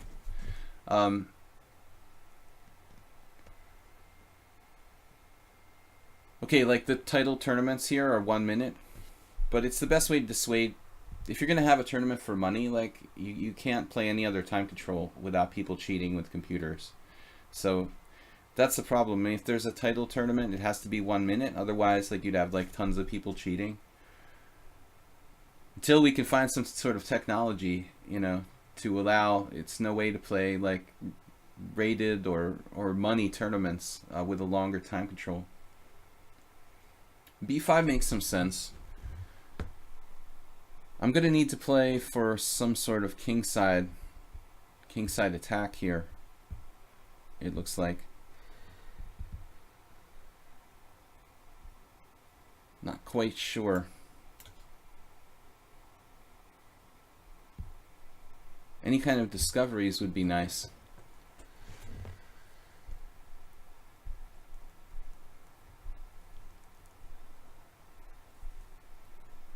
Julian. Photon says, I think Julian. Julian who? Julian Proleco? You mean? Who are you talking about? I don't know any other Julians here. Julian. Julian or Julian? Are we talking about a Spanish or English speaking person? I'm really using a lot of time. Maybe 95, nah. Nah.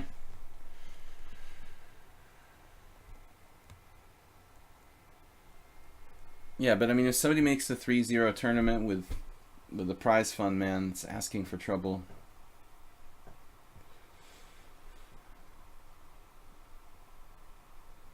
The Internet Chess Club used to have like 5-0 or something like that prize tournaments, but there was constantly scandals about people, whether grandmasters was using computers, and then they would like threaten legal action saying, you banned me, but I wasn't using a computer, now you have to prove it, and it's just a headache. You know, I don't know, man. It just seems like more trouble than it's worth to try to organize a tournament for money where there's a question as to whether people are using engines. Did I just miss winning a piece? Oh man, no. No, it's not so simple. I mean, if I played e4 here, he has knight d4. Alright, that's good. I was concerned that I could have won a piece in one move.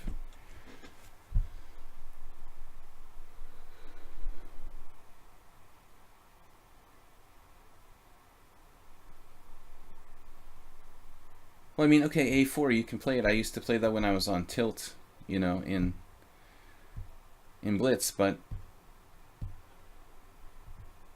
it's not, I wouldn't call it an opening, you know, it's just a random move that that isn't totally destroying white's position. I would definitely prefer a4 to h4, but I've also played h4 a lot.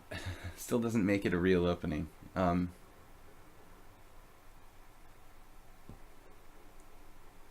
Okay, I'm pretty distracted during this game. e4. Should I do that?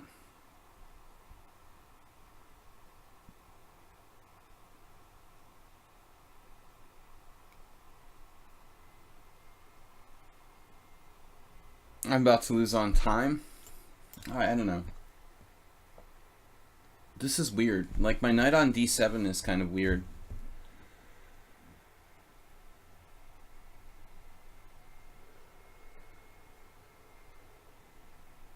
The game will be decided by time.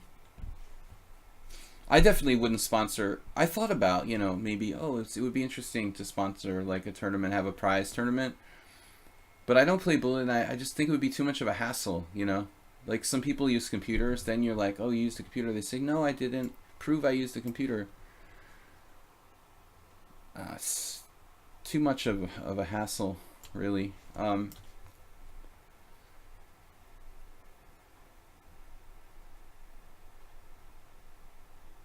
I wish that lichess would have these tournaments with longer time control for prizes, but still. It's hard for them to do that, you know. Then you have to manage it. Somebody's like suing you because you didn't give them their prize money. I mean,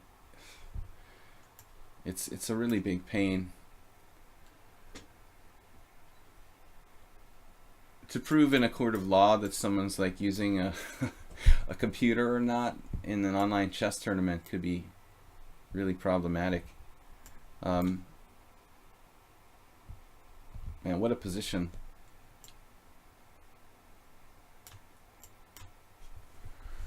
Dracofire, he played this move. I put my king on h8. That was brilliant. Who's better? I don't know. Man, this is probably a stupid move. Maybe not. Probably. He's an expert in b4.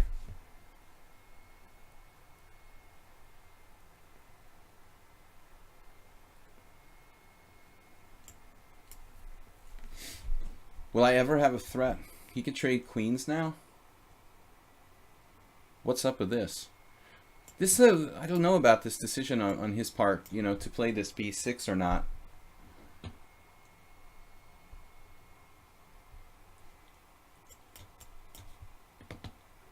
It's kind of risky. Maybe strong.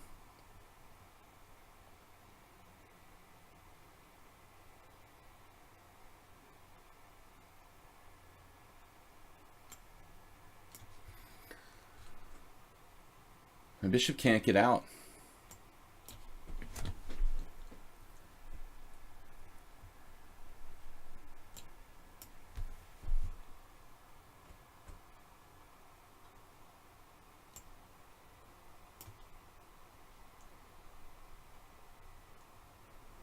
Wow.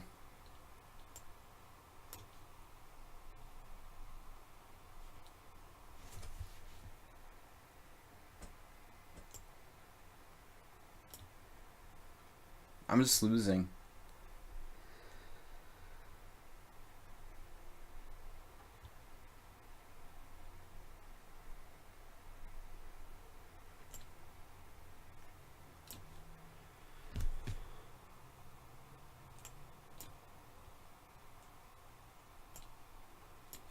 Now I'm not sure what's going on.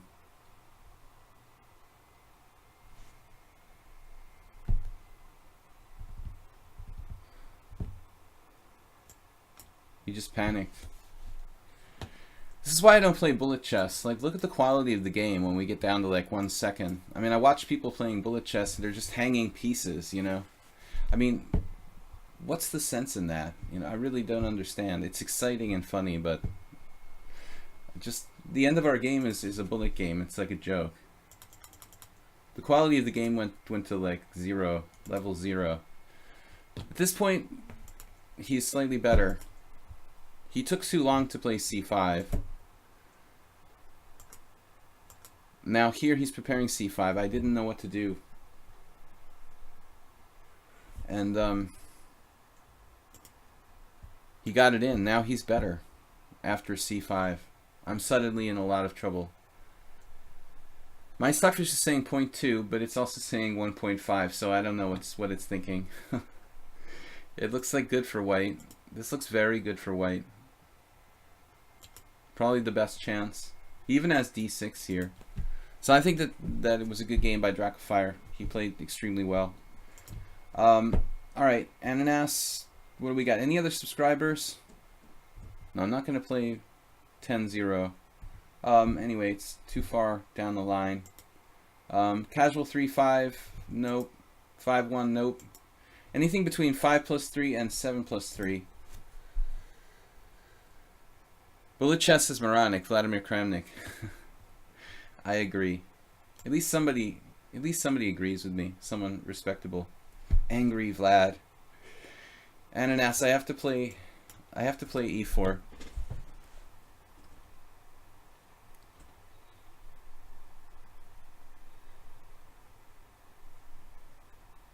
Pulling a Bobby Fischer. Yeah, I guess that's one thing that Bobby Fischer did. Okay, so French defense. Yeah, I'd really like to play an open game. What are we gonna do? Play the Dutch? How do I play the Dutch here?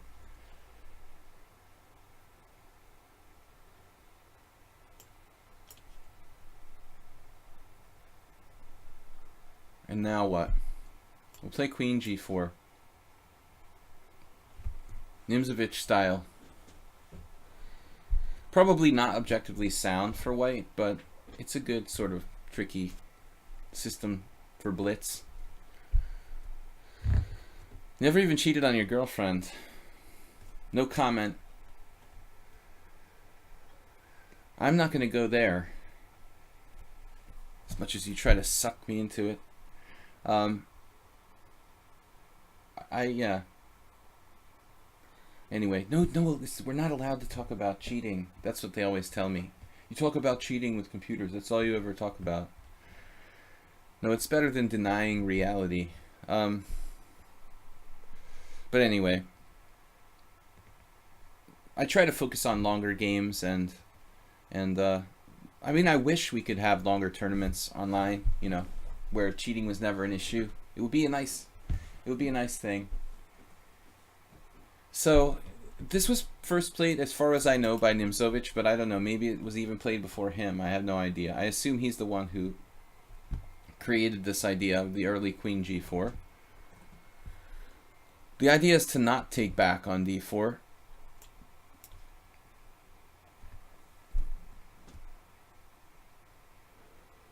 I don't know about the move order. It might be more accurate for me to like protect e5 with knight f3 first. I'm not sure.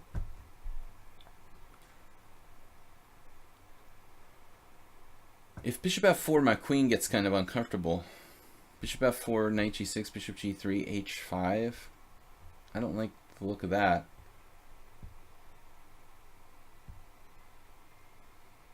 So I have to castle and protect the pawn, you know, with my rook and queen.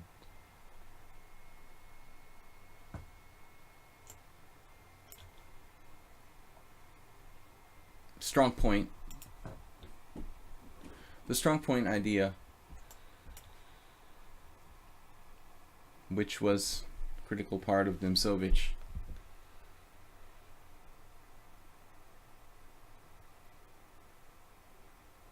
Bishop e4 seems like kind of a strange move in a way.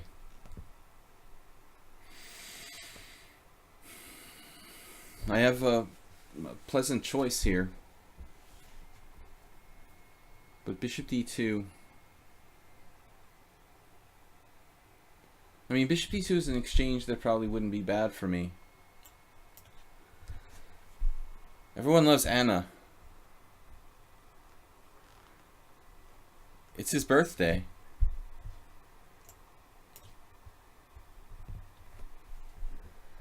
And anyway, I want to get revenge. Now it's almost time for h4.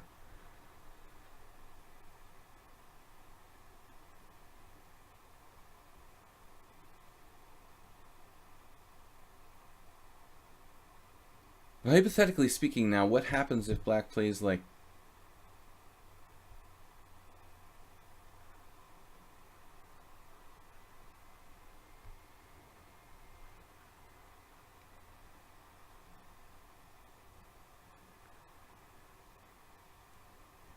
I'm not sure what I'm supposed to do here. Knight b3.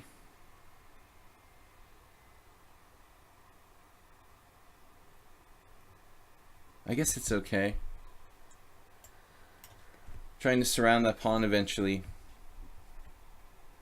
You guys still don't get the Anna joke.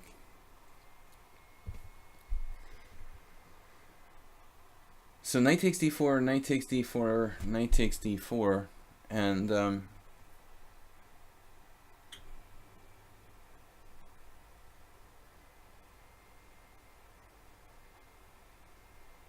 again I have issues. But what's wrong with h4 now?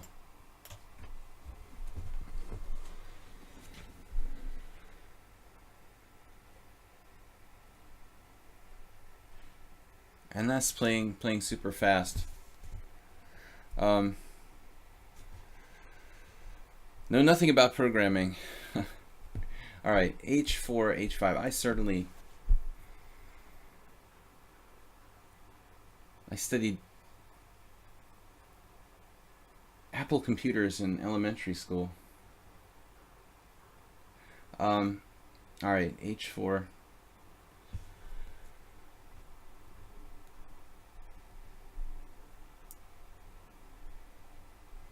My last computer training was like my freshman year in college. I only took one computer class ever. I think it was like required. I don't remember now. I think it was requirement that we had at least one. Wow, he played f6. Okay, the plan was... What was the plan?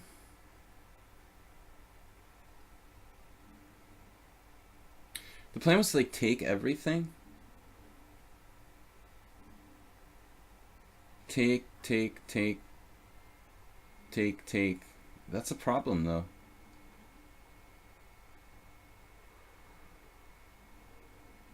Maybe I have something here. Alright, we take this first. Then we take on d4 with the b knight. If I take on f6, now maybe that's okay. I could take on f6 here. Then he's going to take back with the pawn. No, he has to trade queens first. I take back. I could even throw an f7 check. Nah. That's even interesting.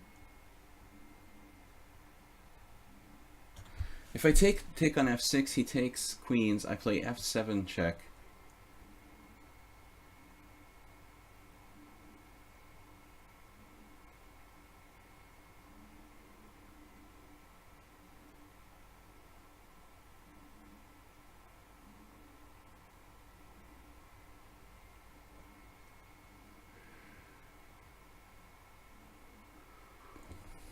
This is not clear at all.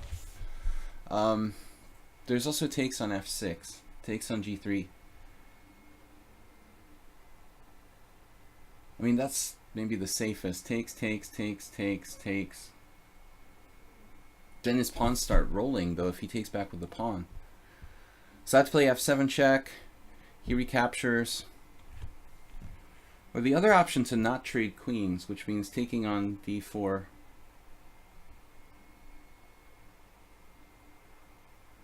Alright, let's try it. We got to make a decision.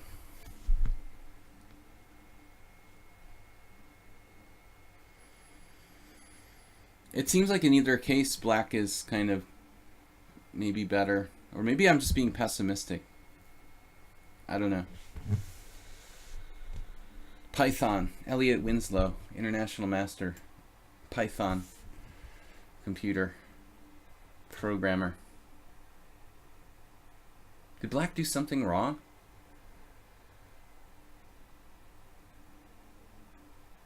Wasn't he supposed to like take... Wasn't he supposed to take on e5 first? If he takes on e5 first, maybe the position's not bad for me. We've got our Nimzovician strategy worked out.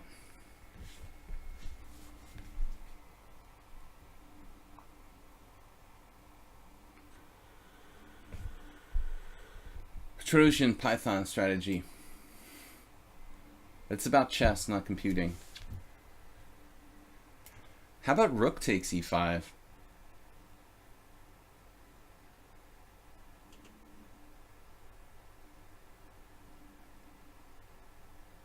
Nah. He's got queen takes queen b6. It is a problem.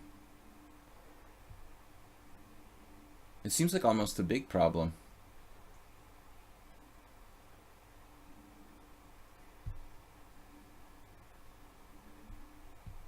I mean, no matter what I do, he's going to have some annoying stuff. This way I can mobilize my pieces with some attacking chances on the king side. I have h5, rook g5 type of stuff.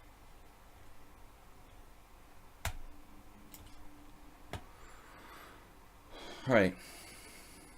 Knight takes e6. Bishop takes e6. Rook takes e6. And then he has the stupid queen takes c2.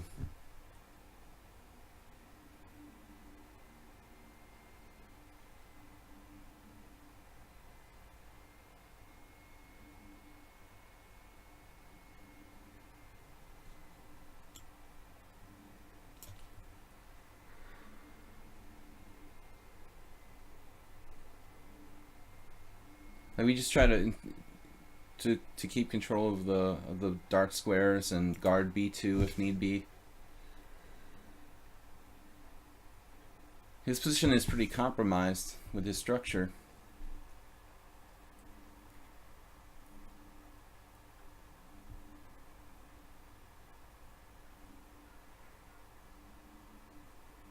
I'm kind of surprised he didn't go for rook takes f2.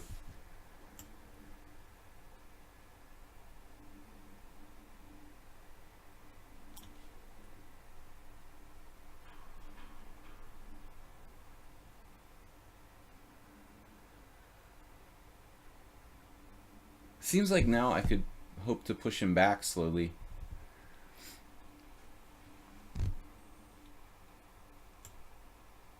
An actual blunder? That's hard to believe.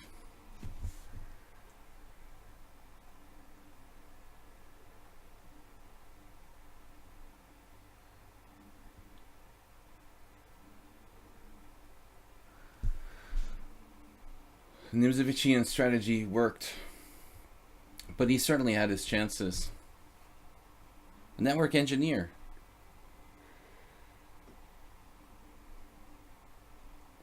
We may need your help. I'm so technologically inclined. When I was a little kid, I taught my parents how to program the VCR. And I haven't really gotten anywhere beyond that.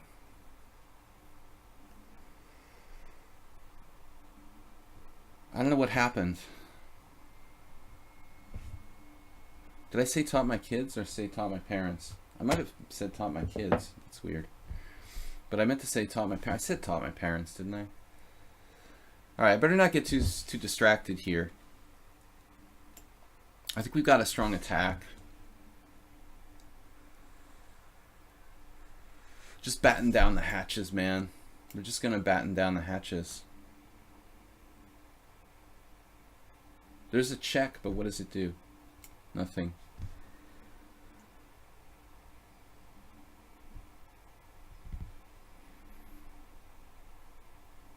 His position is pretty far gone strategically.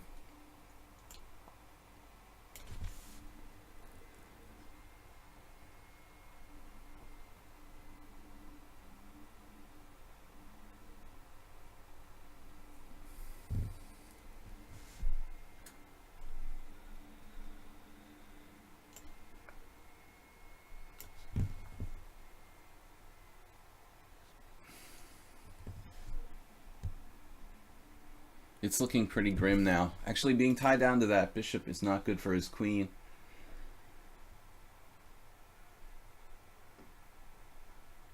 The queen c7 is devastating. There'll be no defense, really. I think I said parents, okay. If I said how to teach my kids how to program the VCR, it would be a very strange comment. Kids today don't even know what a VCR is.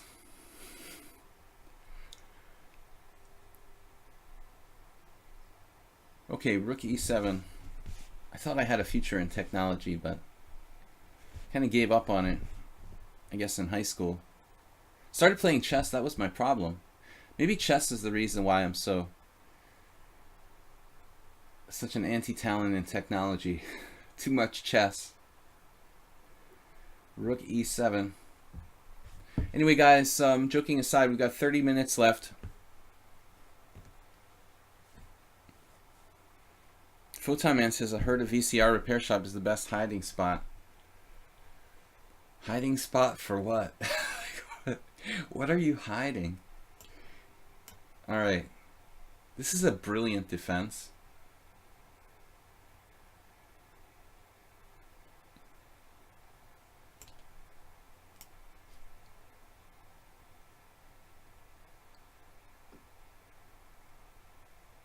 No, you have to play rook f6, my friend, because you're not losing a piece in that line. Rook f6. You're keeping the game alive.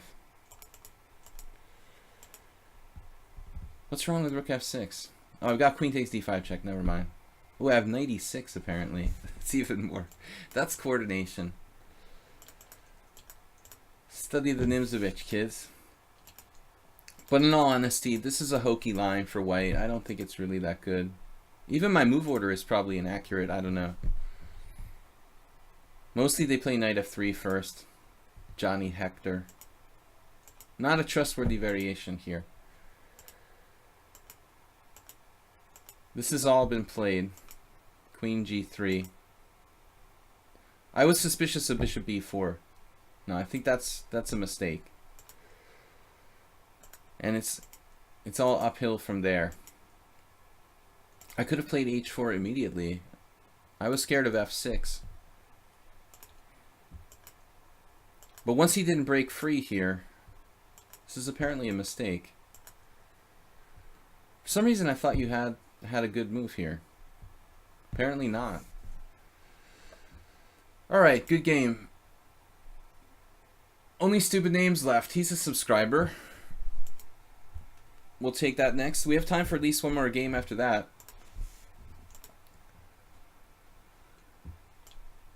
Unusual openings. I didn't understand his tactics at the end. Well, I mean, the bishop on b5 is always hanging, so his queen is tied down to that. Oh, the Caro-Kann again?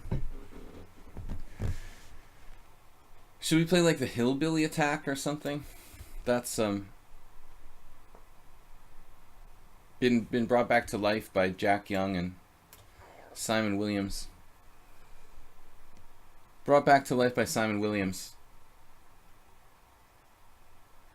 But did someone more notorious than Simon Williams play this? It's okay, only stupid names. Only one of us has to play an unusual opening. I played the hillbilly attack against your Caro-Kann.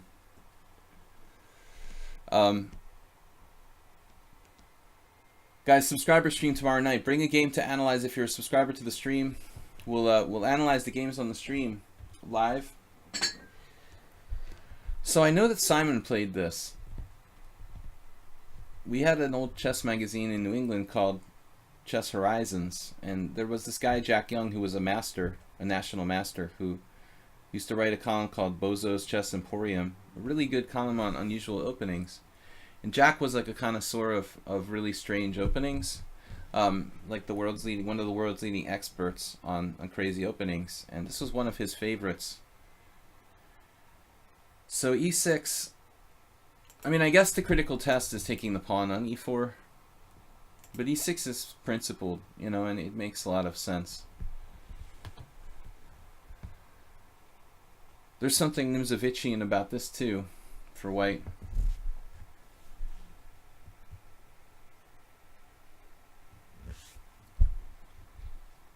I think I saw another weird idea like a5, actually. You can try to trap my bishop.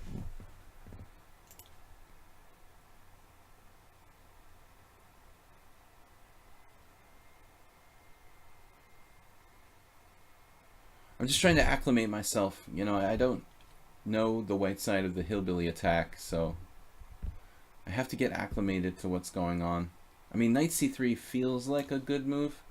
Feels like the right move, or a right move. Like I'm trying to play the Grand Prix attack against the Caro-Kann or something. New England's Michael Bassman, not as strong. I mean, Bassman is an IM, right? I mean, that's something when a really legitimate player who's like an international master. So not equivalent to Michael Bassman. You know, he's not as strong. Like a U.S. national master isn't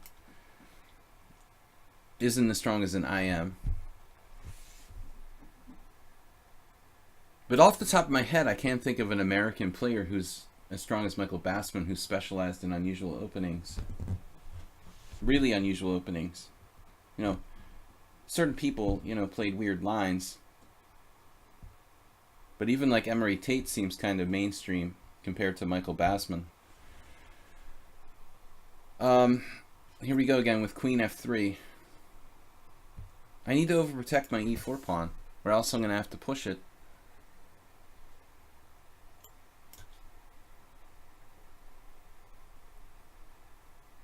Bishop b4, bishop d2. I don't know what's going on there. Bishop b4, bishop d2, bishop takes c3. What is he going to play an endgame here? Alright. Huh. Yeah, I guess this is pretty lame. I didn't think he would do this for some reason. I should have played queen f3. That's why I should have played queen f3 here. You can also play queen e2. I don't really like pushing and I don't like taking. So we need to find a way to kind of keep the tension. The difference would be those two moves. This allows black to equalize. I don't think he's better than equal, but he's at least equal now. I've got problems with my e4 pawn. He might even be more than equal. Perhaps black is a little bit better here. But he has to play correctly. Chess is not an easy game.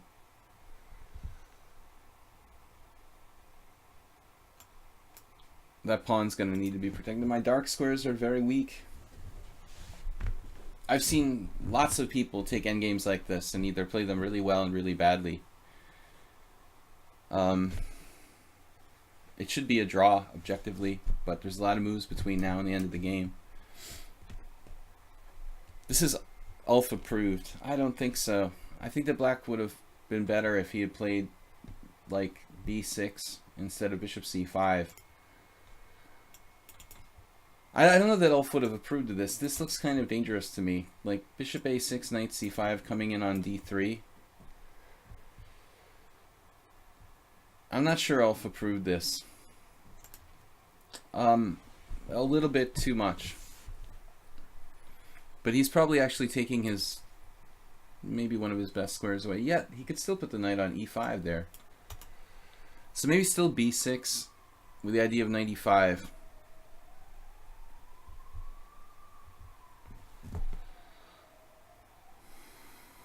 No, white's position is pretty bad.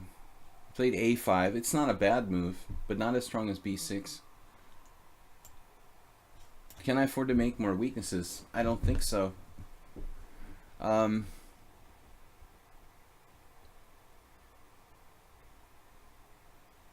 I don't really think I can afford more weaknesses. On the other hand, what am I going to do? After a4, we try to hold up black. Only Stupid Names I've seen is really strong for his rating. So even this move wasn't so bad. I mean, he took away c5, but he still has this square coming in here to d3. I'm not sure that he sees it, you know.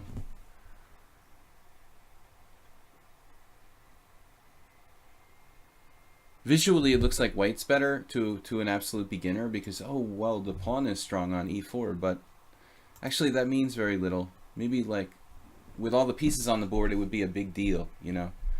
If I had all the pieces on the board and my king were safe, having that central pawn would really be a big advantage.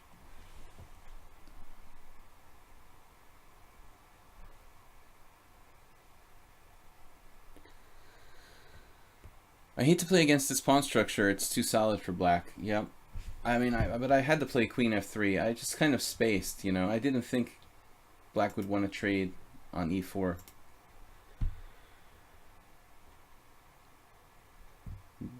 I simply have to move the queen now. So knight f6, d3. We have to go either here or here. It looks like queen f3. What's up? The other player may have left the game, blah, blah, blah. Well, we'll give him a chance here. I have to go in like 20 minutes, guys, so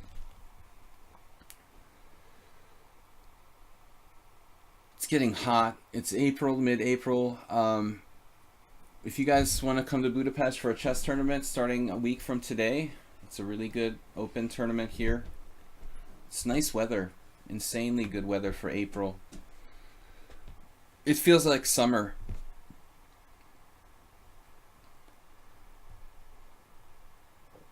Okay, I'm gonna let him go down to like a minute 30 and then I'll claim a victory. I don't know, he must have gotten disconnected. I need to get the fan out. I never had to bust out the ventilation in April. I'm probably... looking pretty hot. Never ever in April, maybe in May. Alright. I'll give him till 1:15. I don't think he's coming back.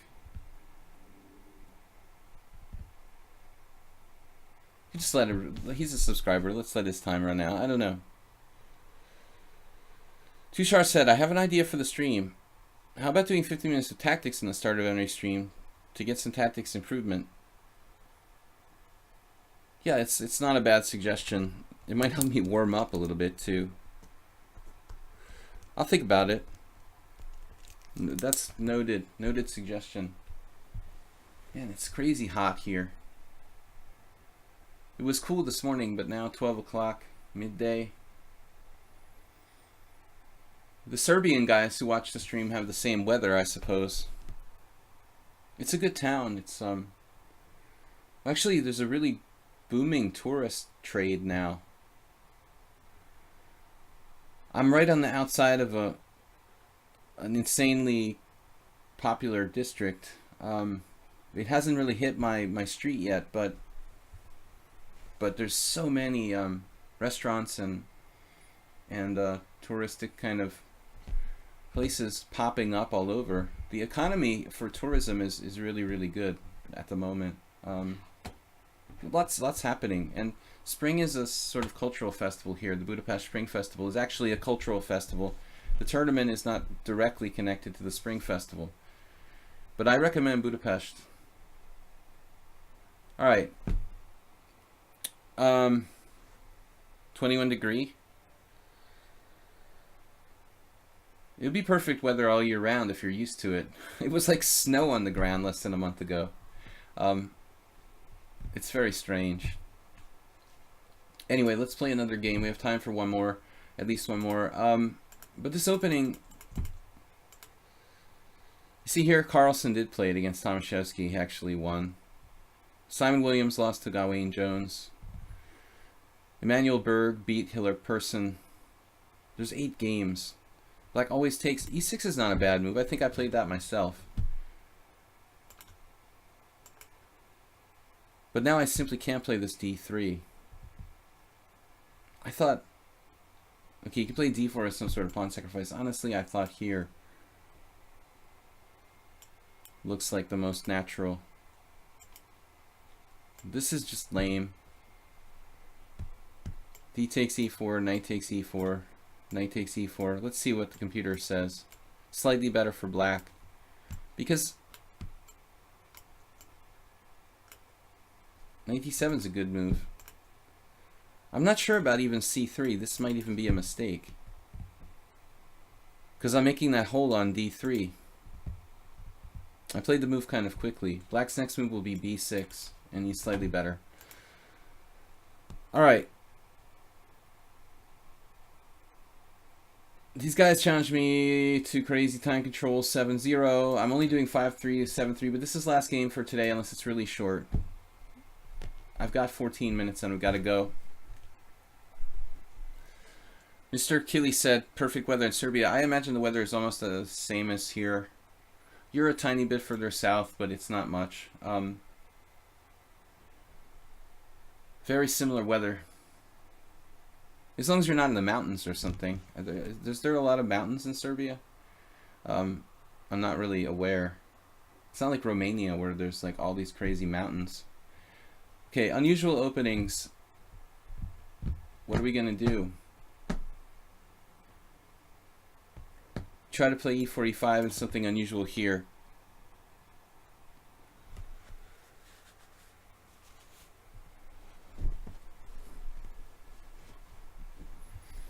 Alright, what are we going to play? Queen E7.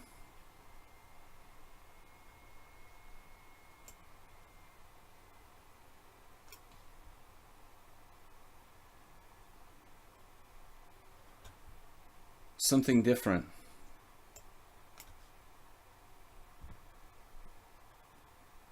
Plays bishop C4. Okay, I don't know. This is just like a weird setup for black. How should I meet this?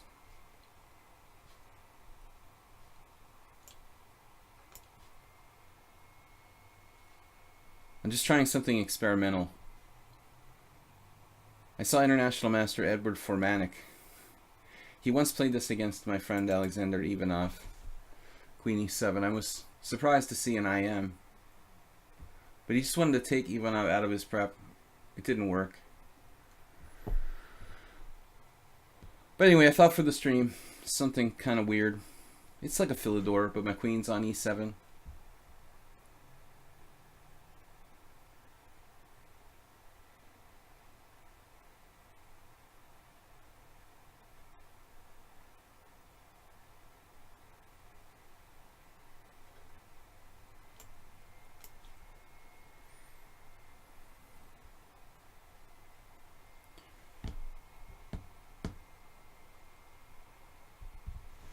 I gotta watch f7. He's playing very conservatively. Now knight g5 may be a kind of legitimate threat. I'm not sure. Should I play h6? Maybe necessary. Try to get ourselves developed. Now a4. I don't want to give him too much space.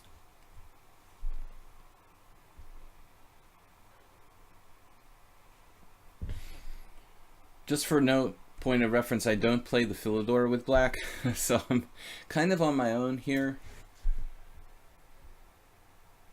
I do play the King's Indian, and sometimes the Pierts, so the structures are somewhat similar. But I think that white, you know, should really try to punish my opening by playing a quick d4. He didn't really punish me.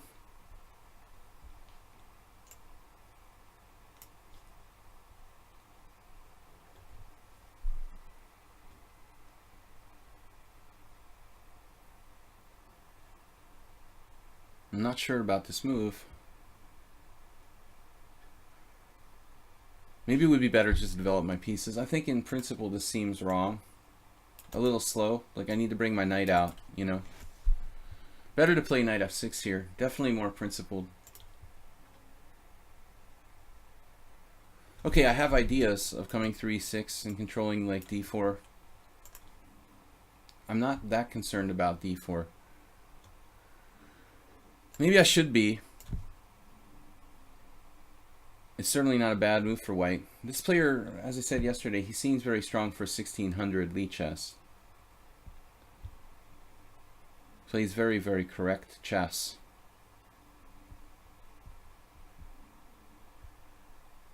Maybe he has a weakness I haven't found yet. Knight takes e4, winning a pawn. That's extremely greedy and dangerous.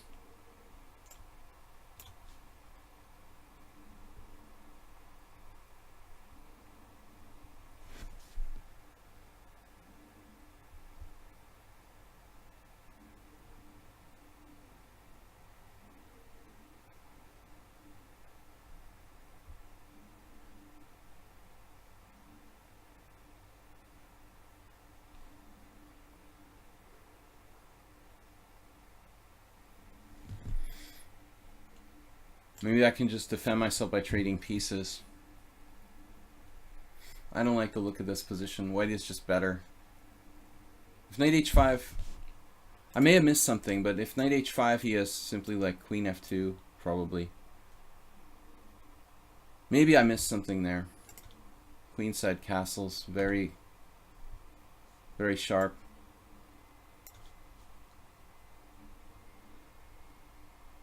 I'm just trying to defend by trading pieces, basically.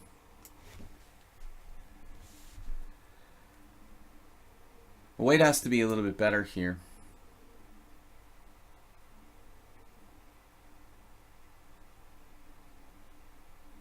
He didn't have to castle queenside, but he's playing it like a Sicilian or something. I don't know, man. He's quite good for 1600. He's not that tough. You beat in 20 moves? But you're good, man. What can I say? I don't know, he seems very correct.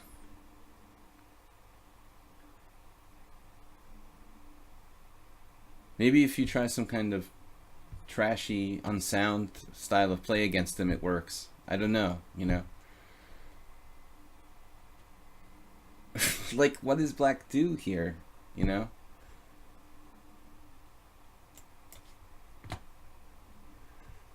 Maybe you can swindle him with trashy play.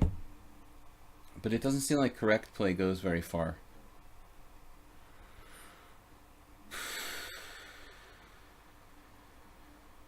I have b5. We'll try that.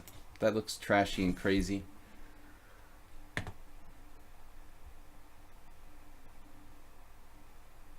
Unsound, but maybe we have some tricks. If he tries to win the pawn, we'll have some counterplay.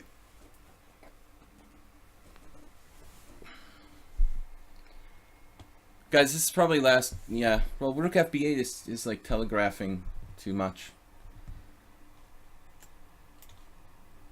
But maybe you're right. I think I had hallucination there. Maybe you're right. Just calmly refutes my whole position.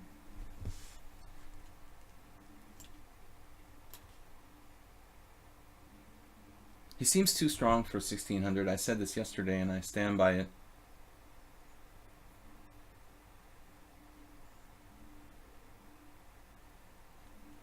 I actually had a hallucination that I thought my A file was open and he couldn't take with the knight on b5. White's just totally winning here.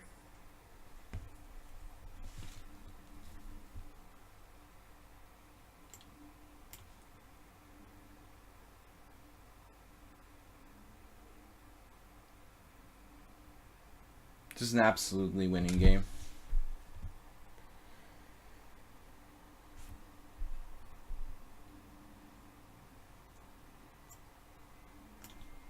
Again, maybe I can win with some cheapos. But every time I have like a lost position. Okay, I played a weird opening here, which I wouldn't play normally. This position didn't seem that bad for black though.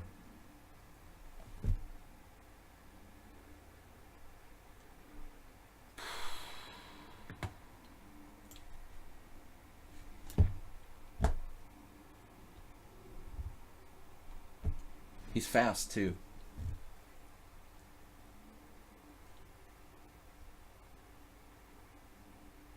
There's nothing to do for black here. I can resign.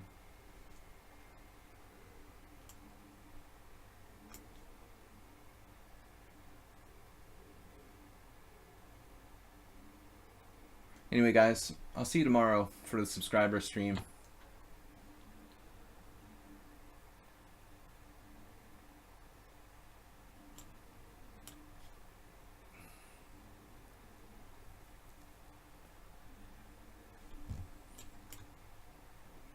I don't even have any cheapos.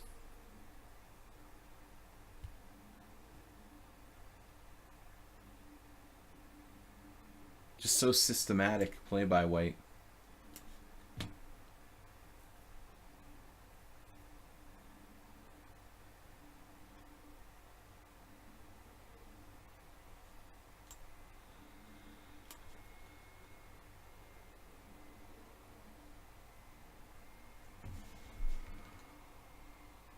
Now we have threats out of seemingly nowhere.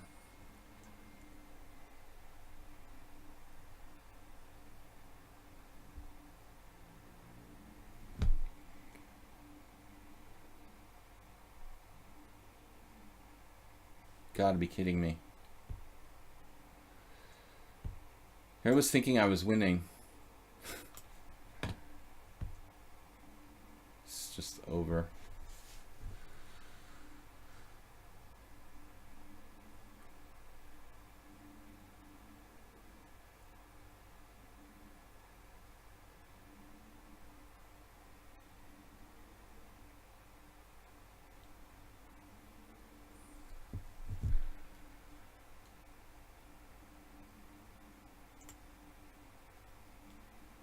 doesn't seem like a 1600. Karpov-like defense.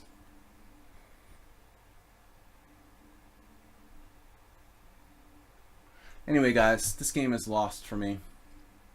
I will see you tomorrow, regardless of what happens here. Subscriber stream, 7 p.m. CEST. A short bio for me for the Mubot commands. Say nay or yay.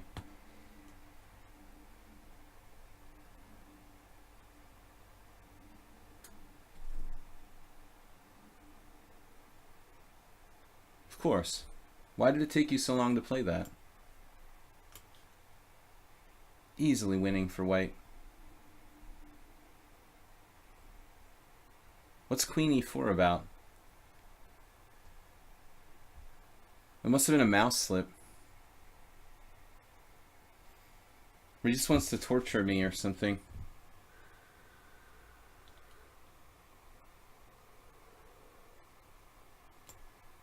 Now I don't know what's going on. He made a mouse slip with Queen E4. Only reason he's not automatically winning by force here. And still he's in the game.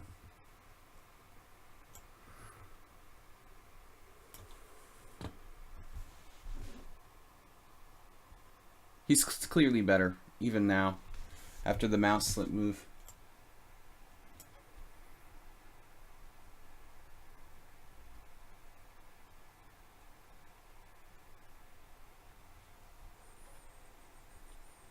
Maybe he can find a way to lose on time. Plays like a master.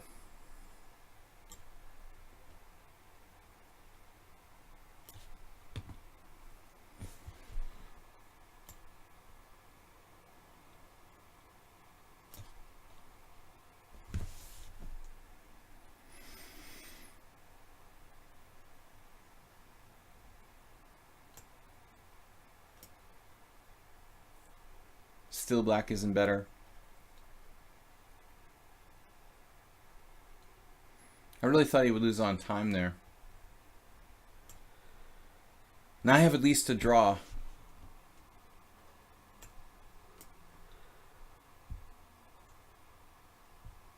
Can I play for more?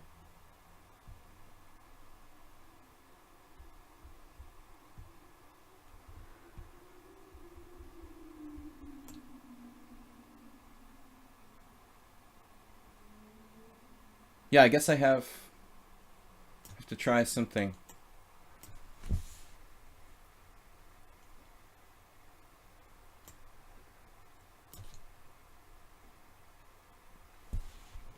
Look at the fence he comes up with.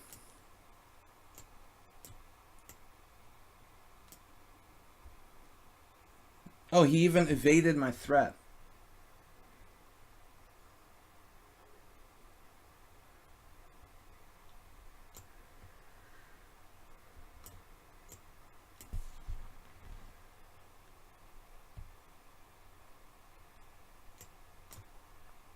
Look at this play. He's 1600 in bullet.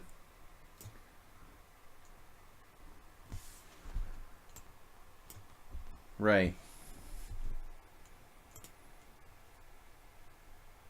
Dude, I mean, white played like a master in this game. Again. This is such good play by white. Seriously. You're just totally crushing me again. B5 is just a blunder. It's over. It's ridiculous, dude. This is masterful play by white. Again, just a total crush. And then the weird move here, Queen E4. This is clearly just a mouse slip.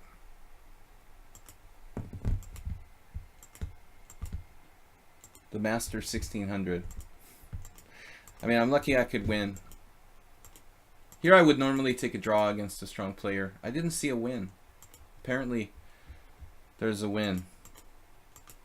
I couldn't find it.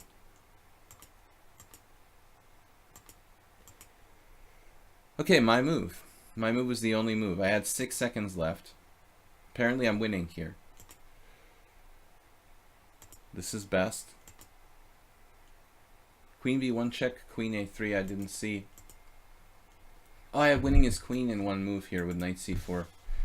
Alright.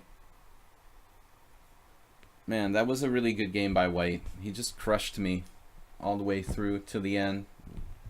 Only in the terminal time pressure did I have a chance. Anyway, guys, I will be back tomorrow night with a subscriber stream. 7 p.m. Central European time here on lichess and Twitch. Thanks everyone for subscribing. Thanks for playing. And we will see you guys tomorrow night. Thanks, Soltigo, for moderating. Don't forget to check out the replays on video chess training on YouTube. And that's about it, guys. So I will see you tomorrow night. Thanks, Soltigo, again. Thanks everyone for subscribing. Bye-bye. Scribing.